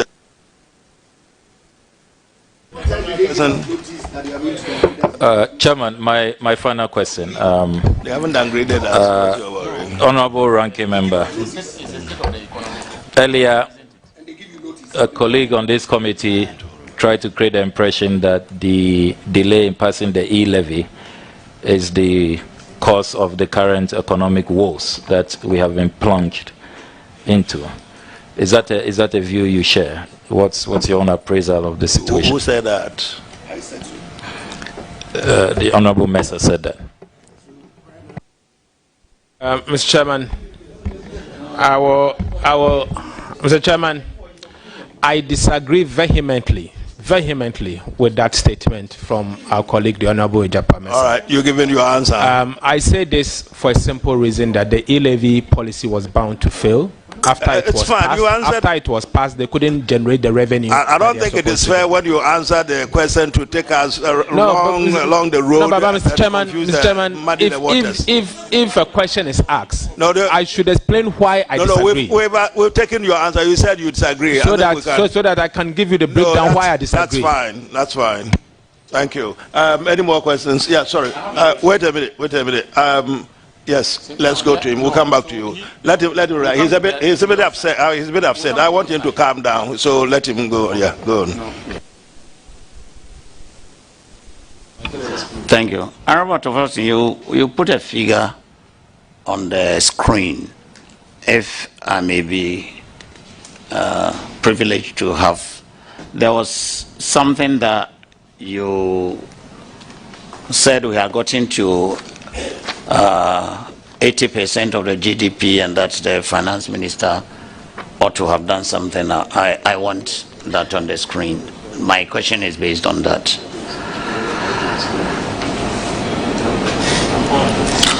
You're on there. So now, Honorable Kwame, I think they are trying to put it up. Okay, which of the items are you dealing with? Some 80%. No, in terms of the grounds. Do I have to? I am not a proponent of the motion, so I don't. No. Well, I want clarity from a statement that he made. In relation to, and he was saying that I don't remember which ground, but he has said that Ghana had gotten to 80. I think that was when he summed item 6. Yes, this is the very. This is the 80% mark. Right. Honorable Atufosin, please, with the greater respect, I believe you are the author of this document. I am not the author of this document. This document is coming from Goldman Sachs Global Investment Research, and you can see it underneath it. Okay. So this is somebody's. I do not appreciate the body that is giving this suggestion, but I would want to believe that you believe in this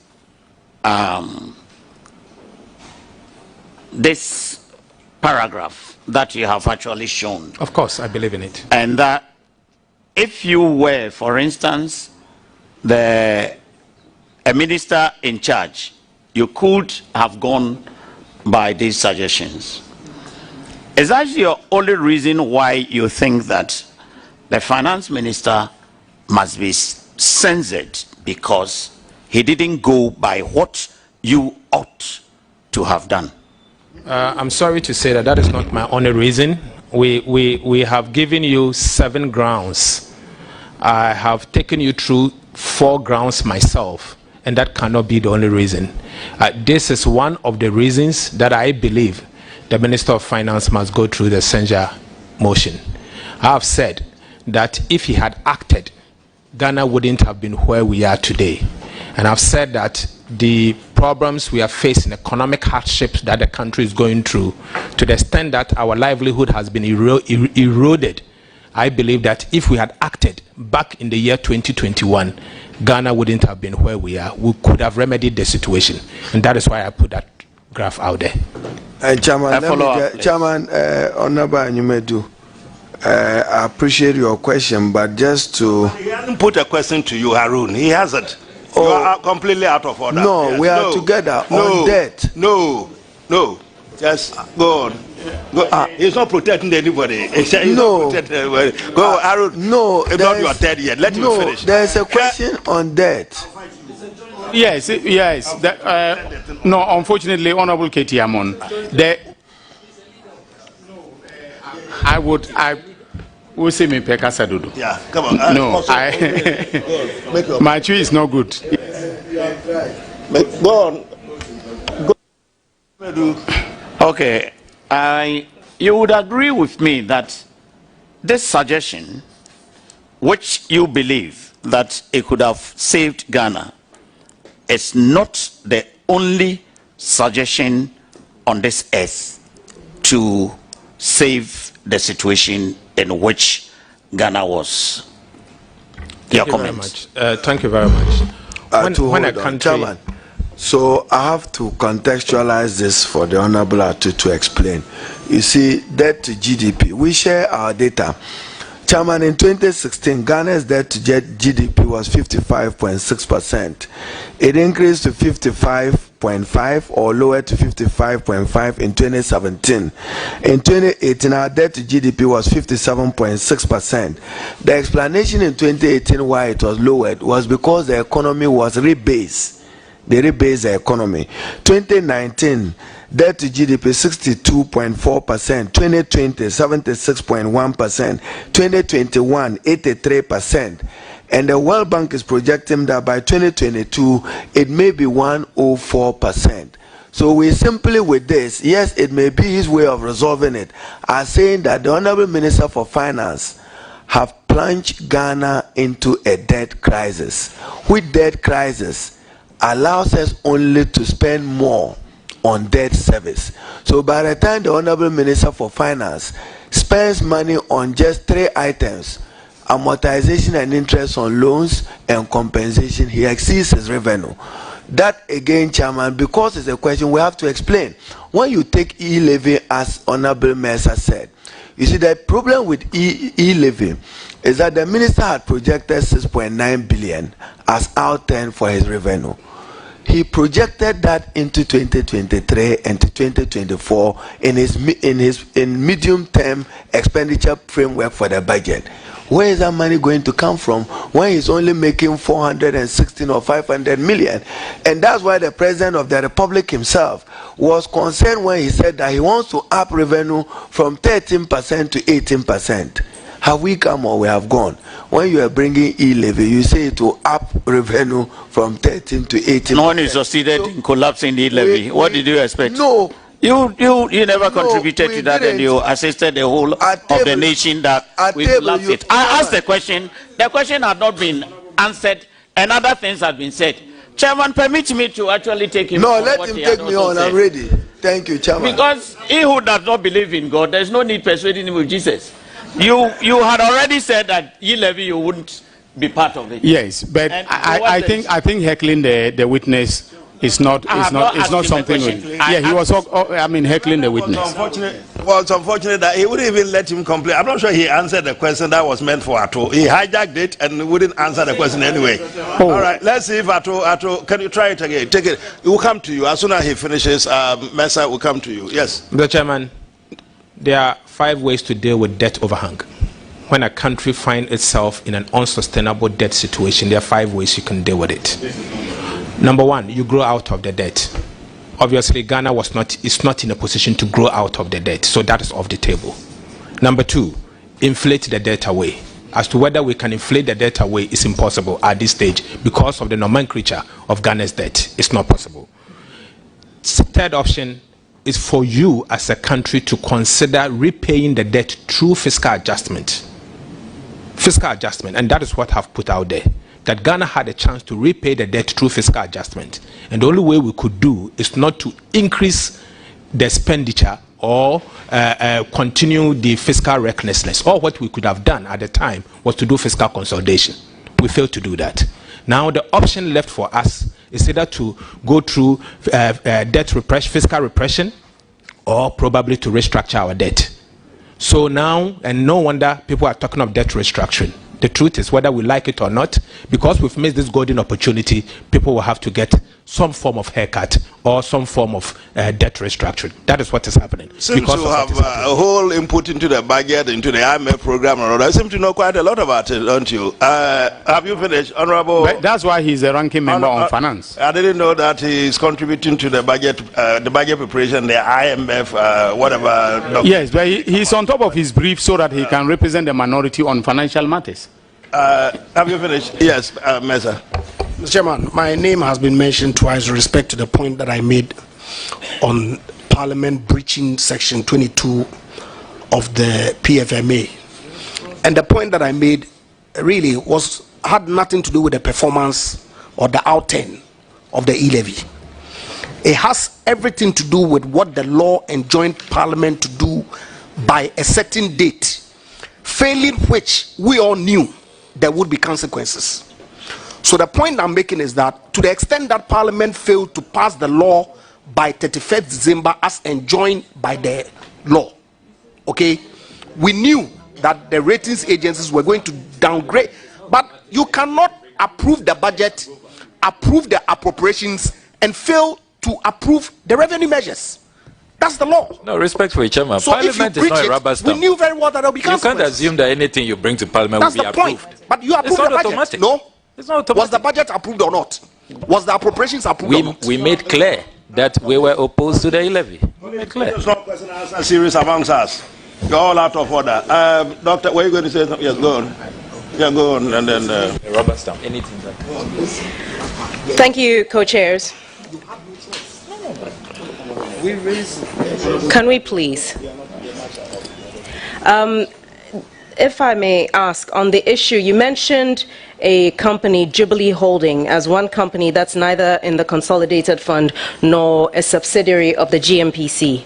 Are there other companies that have come to your notice that are similar to this? Because you referred to, in point 3, illegal... No. See, this is the point that we're making. They've been very specific. They are interested in a specific company. Co-chair, please let me finish my question because you'll understand why I'm asking this. Okay. Illegal payment of oil revenues into offshore accounts, plural.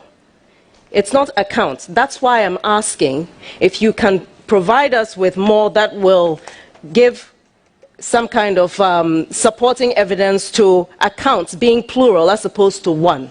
That is the basis of my question. JOHL thing to be a few accounts, not just one account, but the whole context is about the JOHL thing. That's how I've understood it. We have had it all along on the basis of that understanding. So I'm not sure that at this belatedly they are going to be able to say that it's a different account they are talking about. Mr. Chairman, for clarity, yes. I just want to say that it can be one company and multiple accounts. One company can have 2 or 3 accounts, so it doesn't necessarily mean that it can be 2 companies. It's one company with multiple accounts. So just for clarity, you're saying there's just the one company. There are no other companies like this. It was just the one that you made reference to. GMPC has other subsidiaries like Exploco, but a week or 2 ago, if you were in the chamber, the Honorable Kobna Donko and the chairman, that day it was a vice chairman of the Employment Committee, moved a motion on GMPC, and they listed the subsidiaries of GMPC in their report. In that report, there was no Jubilee Holding. Thank you. This $100 million in particular had to do with Jubilee Holding in particular, not the other ones. That's why it's making reference to only the JN. Mr. Chairman, quality. Can there be specific whether there was 1 account or 2 accounts? So in preparing to answer, we can respond appropriately. No, we don't have to do that. He was clear. He said that we're talking about that money, but there might be a few accounts. We are looking at 100 million. I think it's important. If the 100 million is found in 10 accounts, so be it. If it is in just 1 account, so be it. So we'll get some... Yes, and Counsel, your client is alleged to have made the payments. He would appear before this committee, and I'm sure he can confirm how many accounts were involved in receiving the pay in the 100 million. Very well.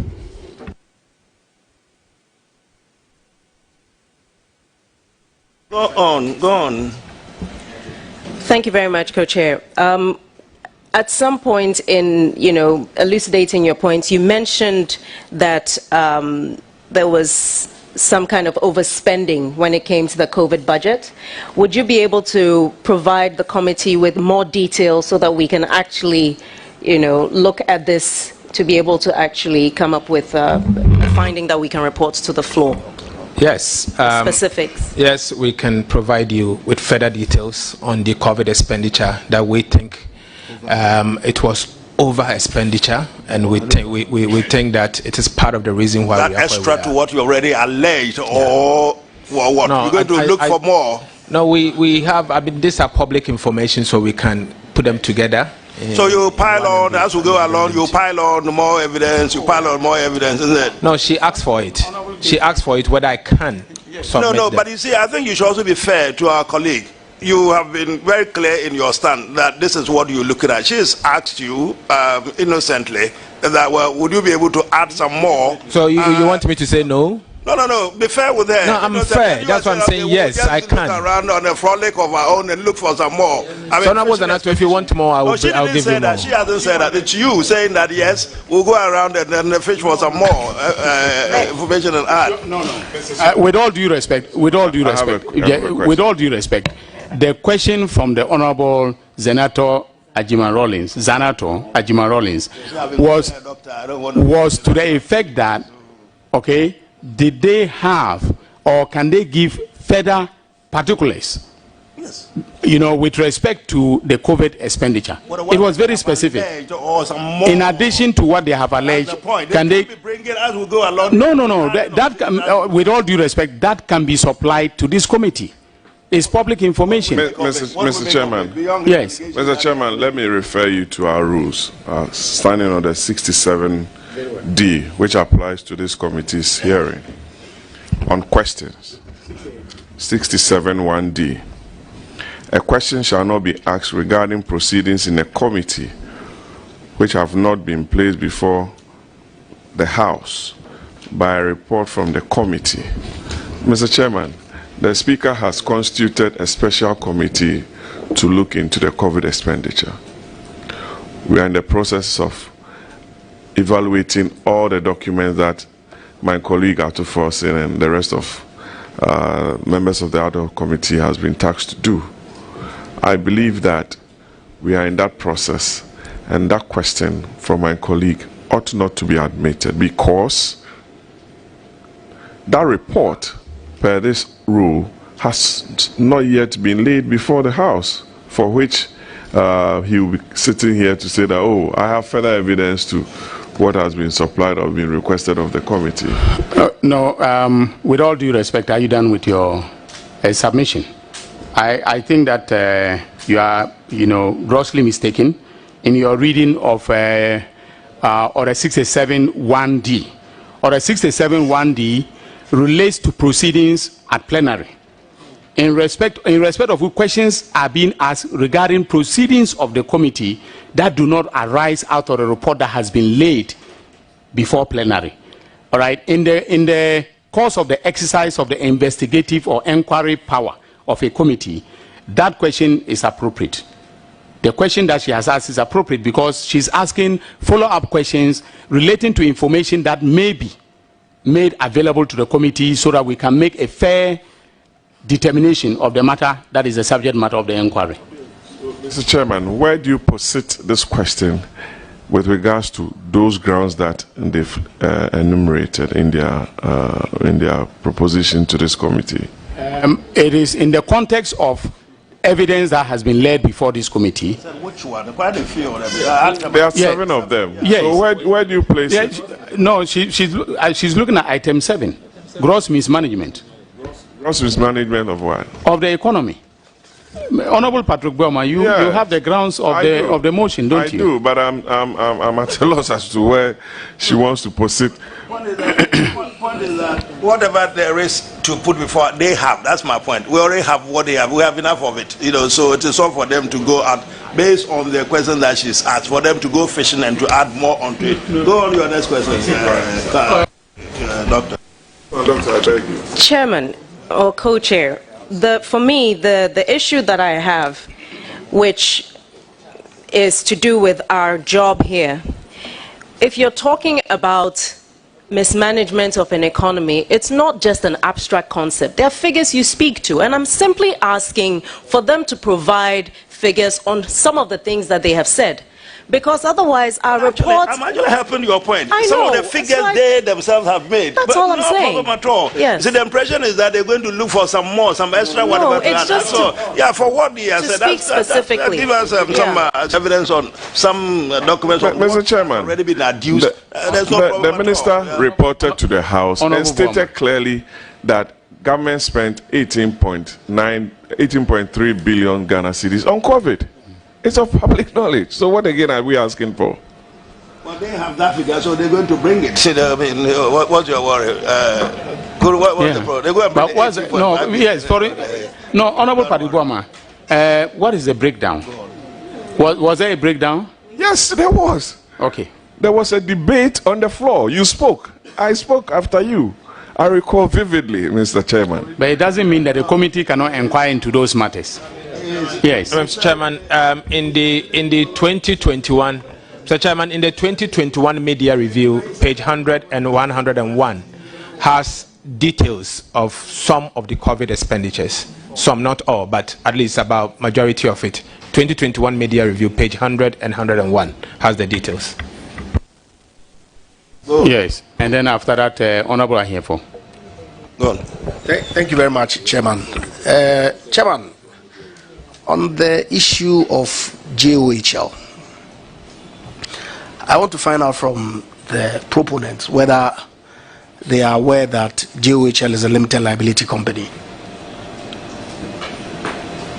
Limited liability company, who are the directors and holders of it? Limited liability company, we are hearing you. Who are they?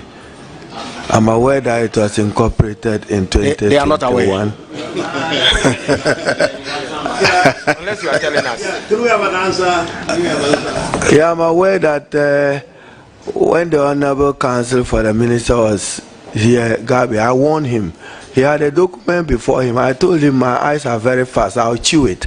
So when he opened the first paragraph, I saw JOL incorporated in 2020. So I'm answering based on what is that? What is that? I wasn't aware until I read from him. So you read it. What did you glean from it? I read from him. I kept warning him that don't put your document before my eyes. All right. He did. So that's fine. So what is the answer? You are aware that it's a limited liability company? Oh, from what I read from him, he provided an answer that it was incorporated in JOH. What is getting in to his first 630? paragraph. Even the minority leader wouldn't behave the way you are behaving. So limited liability company, our concern is with whose approval did you take money meant from the Petroleum Holding Fund into that limited liability company? Who are the owners of that limited liability company? Thank you. Mr. Chairman, for your information, I think our grounds has nothing to do with the company. Our grounds has to do with the amount of money that they did not hit the Petroleum Holding Fund, but ended up in a particular account. That's our grounds. Okay. Okay. So it's confirmed. It's confirmed before this committee. You can only the Honorable Mesa. Yes. It's confirmed before this committee that Jubilee Oil Holdings Limited is a limited liability company. Can you now proceed? Mr. Chairman, I want to find out from the proponents whether they are aware that the shareholder of that limited liability company is GNPC.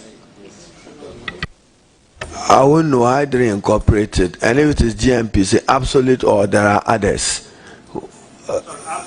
Is it 100% GNPC? I wasn't to answer questions. You are asking the question, or you are saying that you don't know? He says it's own limited liability owned by GNPC. He asks you, are you aware? As I live here, I take it that he's not aware. No, as I live here, I'll go to Registrar General and profile to your next question. Jubilee Holding. Thank you. Mr. Chairman, I want to find out from the proponents that if it is established that indeed JOHL is a limited liability company which is 100% owned by GNPC, and that JOHL is the entity that owns the 7% stake in the Jubilee and 10 fields. They still will hold the same view that the revenue that accrues to JOHL. Governor, look a minute. Wait, listen to us. 1 second. No.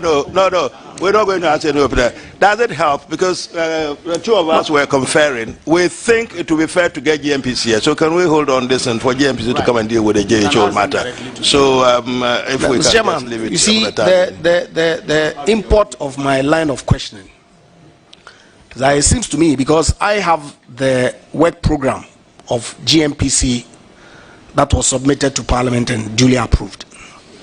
And in that document, GMPC, in fact, disclosed to Parliament that in October 2021, they had acquired a subsidiary company by name. That's why we think that we've got to get them here. So, Chairman, my point is this. It seems to me that a wrong premise has been set with a view to embarrass and nothing more. That's why I'm going where I'm going. Well, so that if it is clear. I also raised the matter. I raised the matter whether they were aware that GMPC has something to do with this, and we left it hanging like that because I think we had agreed that we get GMPC to come and sort this matter out. So you want to invite GMPC to come and respond to these coming questions? to deal with the person who has been accused of paying sums of money outside the jurisdiction is the finance minister. We appreciate that. Not GMPC. We appreciate that. And so it's important for us to, please, Mr. Co-Chairman, it's important for us to establish whether indeed and in fact the minister has directed or even made payments outside the jurisdiction in the first place. By the time we get to the minister's response, this matter would have resolved. Very well. And then, Honorable Co-Chair, I think the Honorable Mesa was impugning. Chairman, I withdraw. Yes, I withdraw. I think you should withdraw. You should withdraw. Yes. To say that they had an intention to embarrass. There is a motion before the House. I duly withdraw. Please. So you don't have to belabor it. I've withdrawn, and I apologize. Yes. He's apologized. You don't accept that there's an element of embarrassment in all of this? Well, yes or no? Yes or no? Yes or no? It is against the rules, right? Practices and conventions of Parliament to impugn ill motives to a member who is making a point on the floor. Yeah, thank you. I have, in all humility. No, you withdrawn it, so we don't believe it. We don't believe it. Anybody? It looks like it's done. Thank you for withdrawing. Yes. Okay. Honorable Ahiefo. You are the last one. Question is that it passed 6, so I have to hurry up with my question. No, you don't have. In fact, you do better by not asking at all. Yes, the proponents of the motion. I understand you to be saying simply that the success of a country never lies not in falling but rising each time there is a fall. You have stated in ground 6 and 7 respectively that the finance minister is incompetent. He has mismanaged the economy. Earlier this morning, they brought a letter requesting for particulars. Can you tell the committee specifically what the finance minister ought to have done that he failed to do? In other words, what he has done that he ought not to have done that resulted in the incompetence and the mismanagement of the economy. I'm not sure you are entitled to take us right back to the beginning of all that proceedings. No, that it's been explained. As they went along, they explained to us repeatedly, ad nauseam, explained to us why this and that, and repeatedly, as far as he was concerned, why he was incompetent. I kept asking him, that was your view, that was this and that and that. So why are you taking us back? So that's why I told you that when it's 6:30, you don't ask questions. Mr. Co-Chair, if what they have given us satisfied. Doesn't satisfy anything. Ground. Their view. No, it doesn't satisfy. It's their view. Go on. If they are satisfied with item number 5 who is on satisfied their letter, with that? Who is satisfied? then I am okay. Who is satisfied? No, don't leave us hanging like that. Who is satisfied with what? There was a letter specifically requesting for particulars. And I am asking a question pertaining to ground 6 and 7. We are saying that all along they made a statement to the effect to what they think is the incompetence. We accept that, but now you are saying that if we are satisfied, that the committee is satisfied that there's some incompetence here, or who is satisfied? No. That is their view. No. The finance minister will come and explain whether... If you are satisfied if that who is the satisfied? answers given complies with the full You are particulars out that of, they are requesting for. You are out of order. You are out of order. It's okay. Any more questions? Any more questions? Okay. Yes. Honorable members, any more questions to the two witnesses? Well, it's fine. No more questions. Oh, don't worry. All right. The Honorable Minority Leader and the Honorable Ranking Member on Finance, the Honorable Members of the Committee, the Honorable Members of the Committee have indicated that they do not have any further questions for you. There will be no questions from either myself or my co-chair, the Honorable K.T. Hammond. There's only one outstanding issue with respect to reference that was made to the special audit report. Before forget, you recall that along the line we referred the Hansard of June to counsel for this thing to clear with his client if they appreciate what's in there. I think we almost glossed over. Yes, counsel, what do you have to say about that? Honorable K.T. Hammond, I was on the floor with respect to that audit report, and I think I must insist. We'll come back to it. Okay. We'll come back to it. We made a ruling on it. If you are going to overrule my ruling, we'll deal with that. I didn't intend to overrule. So let's listen to. As a matter of committee procedure, I thought that we should take. I understand that. Let's listen to counsel, and then we'll take it from there. Yes. That we refer to him. We'll come back to it. I'm tired, actually. Yes, go on. Mr. Chairman, I've looked at the Hansard of 22nd June 2022, specifically from pages 116 to, I believe, 123.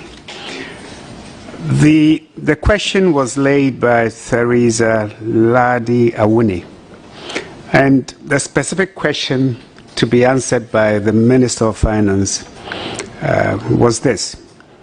Mr. Speaker, I beg to ask the Minister for Finance how much was raised in total from government bonds since 2017, who the transaction advisors and book runners were since 2017, and how much was paid to each of the transaction advisors and book runners since 2017. And the question, the names that came up, there were 9 institutions at least, including Stanbic Bank, EcoBank, Absa Bank, GCB Bank, Car Bank, Fidelity Bank, IC Securities, Data Bank, and Blackstar Brokerage. Now, all the details I haven't gone through to be able to say that this percentage or this amount was. That really has nothing to do with the conflict of interest point at all. So I'll get there. I will get there because a number was mentioned here as having specifically gone to Data Bank, and I'm saying that I haven't done the calculation to tell you. But what I can say, and I go back to my point, that there was no specific question or mention of conflict of interest. The minister was asked for information, facts and figures regarding bonds issued. And in this case, so I think if we're going to create a link between the two, as in the minister being called to ask questions, to answer questions on bonds, link that with the minister facing a vote of censure where specifically one of the allegations is to do with conflict of interest, then my submission is that, respectfully, that matter, as to where that matter can be properly... We'll get you. We'll deal with that in relation to the constitutional point you raised. Thank you very much. It's charge. Okay. The Commission for Human Rights and Administrative Justice. Yeah. Council, just No, you are not following that. No. No, that what? Sorry, what did I say? I asked him to. We gave him the document to clear with his what's the name? The finance minister. So we Chairman, Harun. Chairman, stop! Chairman. Please stop it! Stop it! You heard him. No, I haven't heard him. I'm speaking, and you also speaking. What do you intend to do? Yes. So let me finish my Council. Yeah. So we asked him to clarify with his client. He's come up to tell us his view. So what's the problem, Aruna? Chairman, you have to be a little patient. As he read the answer, continue to be. As I would have sacked you from this place already. In his answer, he mentions this is my field today. Data bank. You can't have the whole house to yourself when we get there. Barclays, today is my day. Black Star. So that excited our interest on conflict of interest to see whether it bordered on ethical or unethical conduct. We are not conclusive. So some of these questions, for instance, we've already filed a question for the Minister of Finance to answer on pensions. Don't overrate what we know. We only ask to get official confirmation for our purposes in saving this country. So we've already filed a question for the Minister of Finance to answer a question on pensions. We know something, but we want to be sure. So I just wanted to contextualize it. But as I said, we will discuss that in context in context of the constitutional point that he raised. Yeah, Council, are you aware that from the Hansard report, payments were made to Databank? You are aware of that? It is obvious. Very well. Among others. Yeah. Among others. Yeah. All right. And the finance minister stands in a relationship with Databank, does he not? Finance minister is a co-founder of Databank. Okay. And he's not the first finance minister to be a founder of a bank. Well, that is a historical fact. But he founded it before very well. He became very well. What about the resignations? I read something about he resigned from directorship. Honorable KT Amon, can I land? It's important. It's important. It's important. It's important. What about is he still a member? Whatever.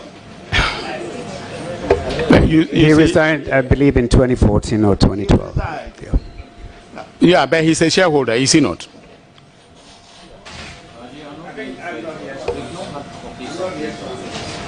Oh, no, Council, please. You made a constitutional objection based upon the content. The content. Okay. You are not aware of the full facts on that. Respectfully, yes. I am saying that there's nothing wrong with Parliament asking a Minister of Finance about payments made to his company. Very well. But in this particular instance, the charge or allegation or ground for his removal through the process of vote of censure is specifically about conflict of interest. I think let's not try to. I think we had enough of this. Yeah. We had enough. Thank you very much. Thank you. Thank you. Okay. So what? That's done. Now let's. What next? What follows? So sorry. Well, forgive me. So when maybe I said it instinctively. So what? If I repeat, what I mean then is that what is that? Yeah. What next? What is that next? What next? Yeah. Yes. The Auditor General. What are you saying about? I ruled it out. What are you saying? Well, it must be ruled in. So you are telling chairman what to do? No. When I talk about modern day young men, everybody is upset with me. Look at that. These are. Uncle makes a ruling. The forum as important as this. And you want to overrule. Unfortunately. How are you going to get this back in? How are you going to get it back in? No, we didn't agree with you. No, who didn't agree? The chairman. Okay. Let's get this right. When the chairman rules, he doesn't need the agreement of the entire body. It is the co-chairman. Now, I talked to the co-chairman, I thought he agreed, and we ruled it out. Why is the co-chairman coming back on this one? I hadn't agreed before we rose, as I said. I said. No, I didn't think I was. Yes. But if he says, wait a minute. No. It's important because they answered questions on it. If he now says that it was unilateral, what does he intend to do now? You see, we'll face a big header because I have ruled. He says he didn't rule. I got 3 of them here. We are 4. You got 3 of you here. We are 4. You are 4. What are we going to do? Well, we take a vote. How do you take that vote? We'll take a vote. All right.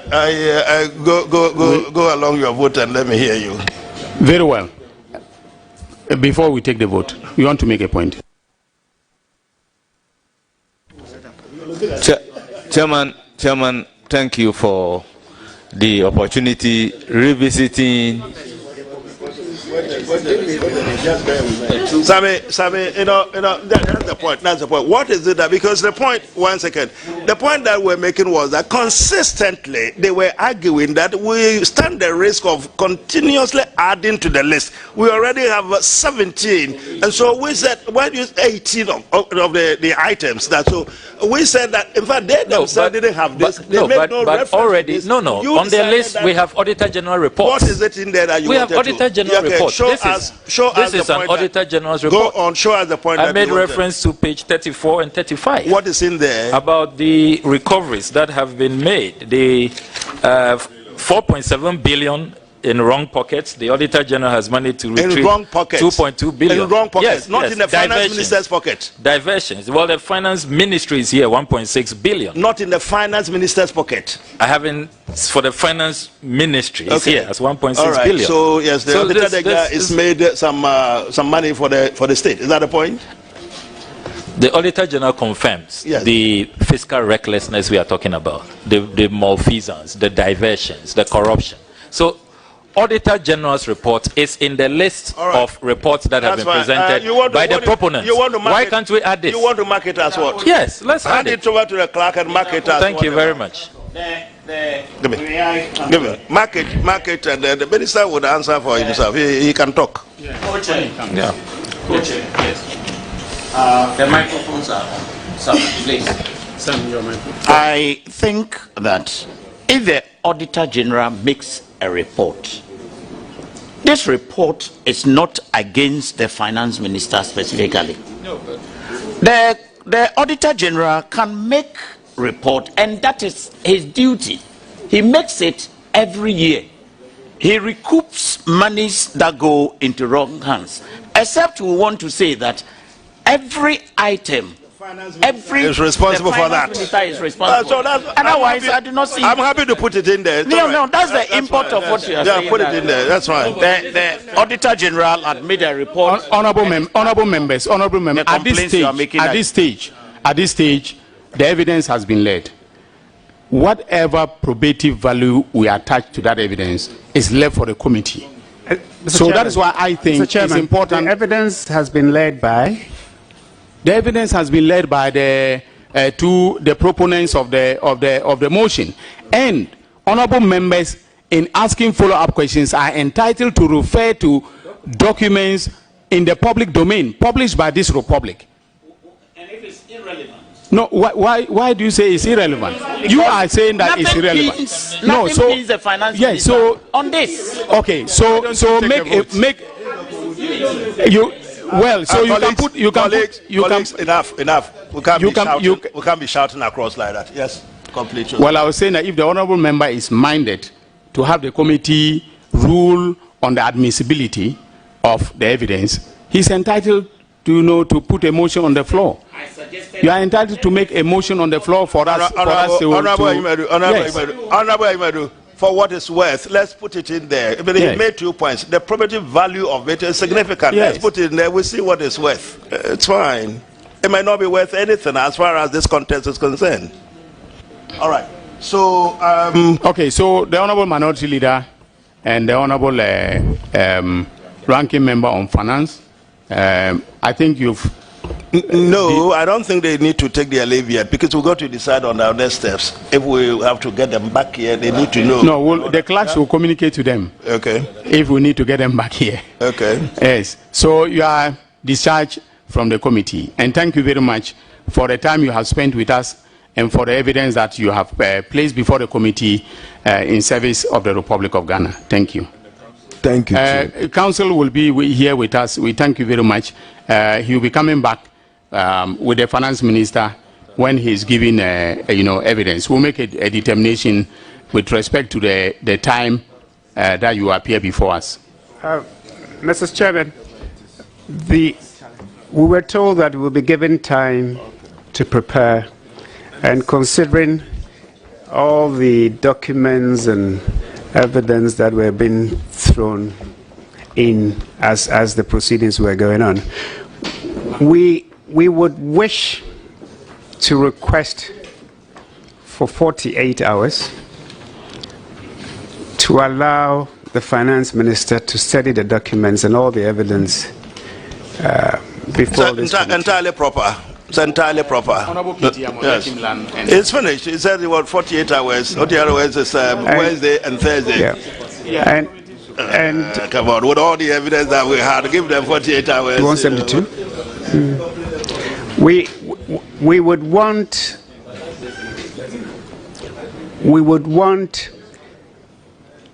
Is it our understanding that they have finished? Yes. Yeah. That's my understanding. Okay. And you will still rule on the ground one. Okay. And when should we expect a response from you on that? We will do that before we leave here. Tonight? Yes. Okay. On the constitutional point, we would rule on that before we leave. Yes. Okay. But we require at least 48 hours. What's your reckoning of the 48 hours? 48 hours should mean that, what's today? Today is Tuesday. Yes, says we are looking at Friday. No. So we have tomorrow 24 hours. Yeah. No, wait a minute. 48 hours. Let's do the mathematics right. Have you forgotten your mathematics? No, I haven't. 48 hours. Tomorrow is 24. Mm-hmm. And then Thursday is another 24, 48. So we're talking about Friday. Friday, yeah. Council, the last day, we've been given 7 days. Yeah. All right. And the last day, is Friday. Yes. So we don't have, the speaker's permission to give an extension beyond the 7 days. We could. I mean, that we could. We could go to the speaker and. No, that would require moving a motion on the floor, right? What's the problem with that? Well, we believe we can. The finance minister, who will speak for himself. Yeah. We believe we need just 1 day for the finance minister to make his submissions. Yeah. Well, if that is so, can we have you on Thursday at 11? So that we give ourselves. Yeah. Thursday. What about 2 o'clock? Yeah. Thursday 2 o'clock. Thursday may be a bit of a stretch. This is a serious committee. A lot of serious allegations have been made. Friday seems to be fine. We'll talk about this. Yeah, we'll talk about this. Because the whole idea of coming here, moving this to committee, is to give the minister ample time to scrupulously deal with the issues confronted with. So I think Friday, Mr. Co-Chairman, let's Thursday or Friday? Friday morning. Yes. In that case, we'll meet earlier. We'll meet earlier so that, yes. So instead of 11, we can meet at 9 or 10. No, 10. 10 o'clock. Yes. 10 o'clock in the forenoon. Okay. All right. Thank you very much, Council. Thank you. All right. And Honorable Finance Minister, thank you for attending upon the committee with your technical team. So, ladies and gentlemen, we'll draw the proceedings of the committee to a close for today. Thank you very much, members of the media. From the Lenclay Sports Stadium to the Santiago Bernabeu, from the Bochum Arena to the Madison Square Gardens, we would make sure that